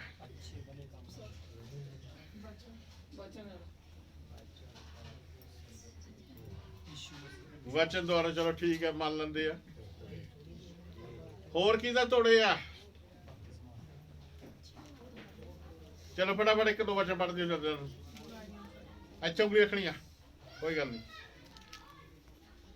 ਕਰੰਥੀ ਦੀ ਕਿਤਾਬ ਉਹਦਾ 6 ਅਧਿਆਏ, ਪਹਿਲਾ ਕਰੰਥੀ 6 ਅਧਿਆਏ ਦਾ 10ਵਾਂ ਵਚਨ ਪੜ੍ਹ ਦਿਓ। ਯੋਹਨਾ 3 ਦੇ 15 ਅਧਿਆਏ ਦੇ ਵਿੱਚ ਉਹਦੇ 2 ਵਾਰ 3 ਦੇ ਵਿੱਚ ਲਿਖਿਆ ਆ, ਕਹਿੰਦਾ ਤੁਸੀਂ ਸ਼ੁੱਧ ਹੋ ਚੁੱਕੇ ਹੋ ਵਚਨ ਦੇ ਦੁਆਰਾ। ਵਚਨ ਸ਼ੁੱਧ ਕਰਦਾ ਹੈ। ਹਾਂਜੀ ਪੜੋ। ना चोर, ना लोभी, ना पियक्कड़, ना गाली देने वाले, ना 10ਵੀਂ ਆਇਤ। ਹਾਂ 11ਵੀਂ, और ਠੀਕ तुम ਹੈ। में से कितने ऐसे ही थे ਕਹਿੰਦਾ ਤੁਹਾਡੇ ਚੋਂ ਕਿੰਨੇ ਏਦਾਂ ਦੇ ਸੀਗੇ, ਜਿਹੜੀ ਆ 9 ਔਰ 10 ਚ ਲਿਖਿਆ ਹੈ ਨਾ, ਕਹਿੰਦਾ ਤੁਹਾਡੇ ਚੋਂ ਕਿੰਨੇ ਏਦਾਂ ਦੇ ਸੀਗੇ, ਸ਼ਰਾਬੀ, ਕਬਾਬੀ, ਇਹ ਉਹ, ਲਟਮ ਛੜਮ। ਪਰ परंतु और- तुम प्रभु यीशु मसीह के नाम से ਪ੍ਰਭੂ ਯਿਸੂ ਮਸੀਹ ਦੇ ਨਾਮ ਤੋਂ और हमारे परमेश्वर के आत्मा से धोए गए। ਆਮੀਨ, ਹਾਲੇਲੂਇਆ। ਪਰਮੇਸ਼ਵਰ ਦੀ ਆਤਮਾ ਦੇ ਦੁਆਰਾ। ਜਦ ਤੱਕ ਕਹਿੰਦਾ ਕੋਈ ਜਲ ਔਰ ਆਤਮਾ ਤੋਂ ਨਾ ਜਨਮੇ ਪਰਮੇਸ਼ਰ ਦਾ ਚ ਪ੍ਰਵੇਸ਼ ਨਹੀਂ ਕਰ ਸਕਦਾ। ਪਰ ਤੁਸੀਂ ਕਿੱਦਾਂ ਧੋਏ ਗਏ ਹੋ? ਪਰਮੇਸ਼ਰ ਦੀ ਆਤਮਾ, ਜਿਹੜੀ ਪਵਿੱਤਰ ਆਤਮਾ ਦੇ ਦੁਆਰਾ ਧੋਏ ਗਏ ਹੋ। ਇੱਕ ਵਚਨ ਹੋਰ ਪੜ੍ਹ ਦਿਓ। ਪੱਤਰੀਆਂ ਦੇ ਵਿੱਚ ਪਹਿਲਾ ਅਧਿਆਏ ਉਹਦਾ 7ਵਾਂ ਵਚਨ 7 ਤੇ 9 ਤੱਕ ਪੜ੍ਹ ਦਿਓ। ਯਹੂਨਾ ਦੀ ਪੱਤਰੀ, ਯਹੂਨਾ ਦੀ ਪੱਤਰੀ ਦੇ ਵਿੱਚ ਪਹਿਲਾ ਯਹੂਨਾ 1 ਦੀ 7 ਤੋਂ। पर यदि जैसा वह ज्योति में है ਹਾਂ, वैसे ही हम भी ज्योति में चले ਜਿੱਦਾਂ ਉਹ ਜੋਤੀ ਦੇ ਵਿੱਚ ਹੈ, ਜੇ ਤੁਸੀਂ ਵੀ ਜੋਤੀ ਵਿੱਚ ਚੱਲੋ, तो एक दूसरे से सहभागिता रखते हैं ਇੱਕ ਦੂਜੇ ਨਾਲ ਤੁਸੀਂ ਸੰਗਤ ਰੱਖਦੇ ਹੋ, ਸਹਿਭਾਗਿਤਾ ਰੱਖਦੇ ਹੋ। और उसके पुत्र यीशु का लहू हमें सब पापों से शुद्ध करता है। ਆਮੀਨ। ਸਾਰੇ ਪਾਪਾਂ ਨੂੰ ਧੋ ਕੇ ਕੀ ਕਰ ਦਿੰਦਾ ਜੀ? ਸ਼ੁੱਧ ਕਰ ਦਿੰਦਾ ਹੈ। ਉਹਦੇ ਪੁੱਤਰ ਯਿਸੂ ਦਾ ਲਹੂ ਸਾਨੂੰ ਸਾਰੇ ਪਾਪਾਂ ਤੋਂ ਧੋ ਕੇ ਸ਼ੁੱਧ ਕਰ ਦਿੰਦਾ। ਅੱਗੇ यदि हम कहें कि हमने कुछ पाप नहीं ਹਾਂ, तो अपने आप को धोखा देते हैं ਹਾਂਜੀ, और हम सत्य में नहीं। ਨਹੀਂ, ਸੱਚਾਈ 'ਚ ਨਹੀਂ ਹੈਗੇ। यदि हम अपने पापों को मान ले ਹਾਂ, तो वह हमारे अपराधों को क्षमा करने में ਹਾਂਜੀ, और हमें सब अधर्म से शुद्ध करने में विश्वास ਸ਼ੁੱਧ ਕਰਨੇ में विश्वास योग्य और धर्मी और है। धर्मी आ। हालेलुया। समझ आई? विश्वास योग्य धर्मी आ, ਸਾਨੂੰ ਸਾਰੇ ਪਾਪਾਂ ਤੋਂ ਸ਼ੁੱਧ ਕਰ ਦੇ। ਹਾਲੇਲੂਇਆ। ਪ੍ਰਭੂ ਤੁਹਾਨੂੰ ਸਾਰਿਆਂ ਨੂੰ ਇਸ ਵਿੱਚ ਆਸ਼ੀਸ਼ ਦੇ। ਔਰ ਫਿਰ ਜਿਹੜੀ ਉਹਦਾ ਉਹ ਲਿਖਿਆ ਹੈ ਲੁਕਨ, ਆਪਾਂ ਪ੍ਰਕਾਸ਼ ਦੀ ਪੋਥੀ ਚ ਪੜਿਆ, ਕਹਿੰਦਾ ਧੰਨ ਉਹ ਜਿਹੜੇ ਆਪਣੇ ਵਸਤਰ ਧੋ ਲੈਂਦੇ ਨੇ, ਕਿਉਂਕਿ ਉਹਨਾਂ ਨੂੰ ਜੀਵਨ ਦੇ ਪੇੜ ਦੇ ਕੋਲ ਆਉਣ ਦਾ ਅਧਿਕਾਰ ਮਿਲੇਗਾ ਔਰ ਉਹ ਫਾਟਕਾਂ ਤੋਂ ਹੋ ਕੇ ਪ੍ਰਵੇਸ਼ ਕਰਨਗੇ। ਤੇ ਹੁਣ ਇੱਕ ਵਚਨ ਲਿਖ ਲਿਓ, ਪੜ੍ਹਨਾ ਨਹੀਂ ਆਪਾਂ ਨੇ। ਉਤਪਤੀ ਦੀ ਕਿਤਾਬ ਦੇ ਵਿੱਚ ਉਹਦਾ 3 ਅਧਿਆਏ ਦਾ 22 ਵਚਨ ਚ ਲਿਖਿਆ ਹੋਇਆ ਕਿ ਆਦਮ ਨੂੰ ਅੱਧ ਦੀ ਵਾਟ ਕਦੋਂ ਇਸ ਕਰਕੇ ਕੱਢਿਆ ਗਿਆ ਸੀਗਾ ਕਿ ਉਹ ਜੀਵਨ ਦੇ ਪੇੜ ਚੋਂ ਫਲ ਤੋੜ ਕੇ ਨਾ ਖਾ ਲਵੇ। ਇਸ ਕਰਕੇ ਕੱਢੇ ਸੀ ਉੱਤੋਂ। ਔਰ ਉੱਥੇ ਤਲਵਾਰ ਲਾ ਦਿੱਤੀ ਸੀ ਅੱਗ ਦੀ ਦਰਵਾਜ਼ੇ ਦੇ ਉੱਤੇ, ਔਰ ਆਲੇ ਦੁਆਲੇ ਦੂਤਾਂ ਦਾ ਪਹਿਰਾ ਬਿਠਾਤਾ ਸੀਗਾ ਤਾਂ ਕਿ ਆਦਮ ਵਾਪਸ ਨਾ ਆਵੇ। ਪਰ ਯਿਸੂ ਮਸੀਹ ਦੇ ਅਨੁਗ੍ਰਹਿ ਦੇ ਦੁਆਰਾ, ਪਰਮੇਸ਼ਰ ਦੇ ਪਿਆਰ ਦੇ ਦੁਆਰਾ ਏਦਾਂ ਦਾ ਇੰਤਜ਼ਾਮ ਕੀਤਾ ਗਿਆ। ਯਿਸੂ ਦੇ ਲਹੂ ਦੇ ਦੁਆਰਾ ਉਹ ਤਲਵਾਰ ਠੰਡੀ ਕਰ ਦਿੱਤੀ ਗਈ। ਹਾਲੇਲੂਇਆ। ਤੇ ਫੇਰ ਤੋਂ ਕੀ ਹੋਇਆ? ਕਹਿੰਦਾ ਤੁਹਾਨੂੰ ਜੀਵਨ ਦੇ ਪੇੜ ਦੇ ਕੋਲ ਆਉਣ ਦਾ। ਹੁਣ ਪਹਿਲਾਂ ਕਿਉਂ ਕੱਢਿਆ ਸੀਗਾ? ਤਾਂ ਕਿ ਜੀਵਨ ਦੇ ਪੇੜ ਦੇ ਕੋਲ ਨਾਲ ਚੱਲ ਜਾਵੇ।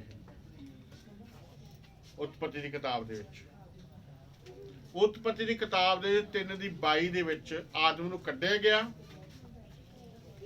ਤੇ 22 ਦੀ 14 ਦੇ ਵਿੱਚ ਆਦਮ ਨੂੰ ਫਿਰ ਅੰਦਰ ਦਿੱਤਾ ਗਿਆ।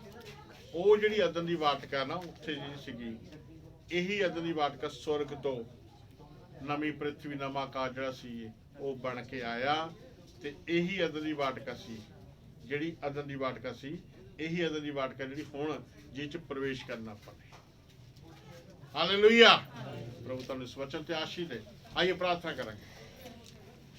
हालेलुया। खुदावन खुदा तेरा शुक्र तेरा धन्यवाद करते प्रभु जी ਤੁਹਾਡੇ सामर्थी वचन वास्ते प्रभु, जे द्वारा प्रभु तेरे नौकर तेरे बच्चे ने आशीष पाई प्रभु। और मैं चाहता कि जिन्ने लोग इन्हू सुन प्रभु जी, आने वाले समय च सुन, जिस घर दे विच भी वचन चले उस घर दे उत्ते तेरी आशीष आ जाए, और जिन्हें सुन वो आशीष पाउण, बरकत पाउण प्रभु, और तेरी सामर्थ सारे उत्ते काम करे।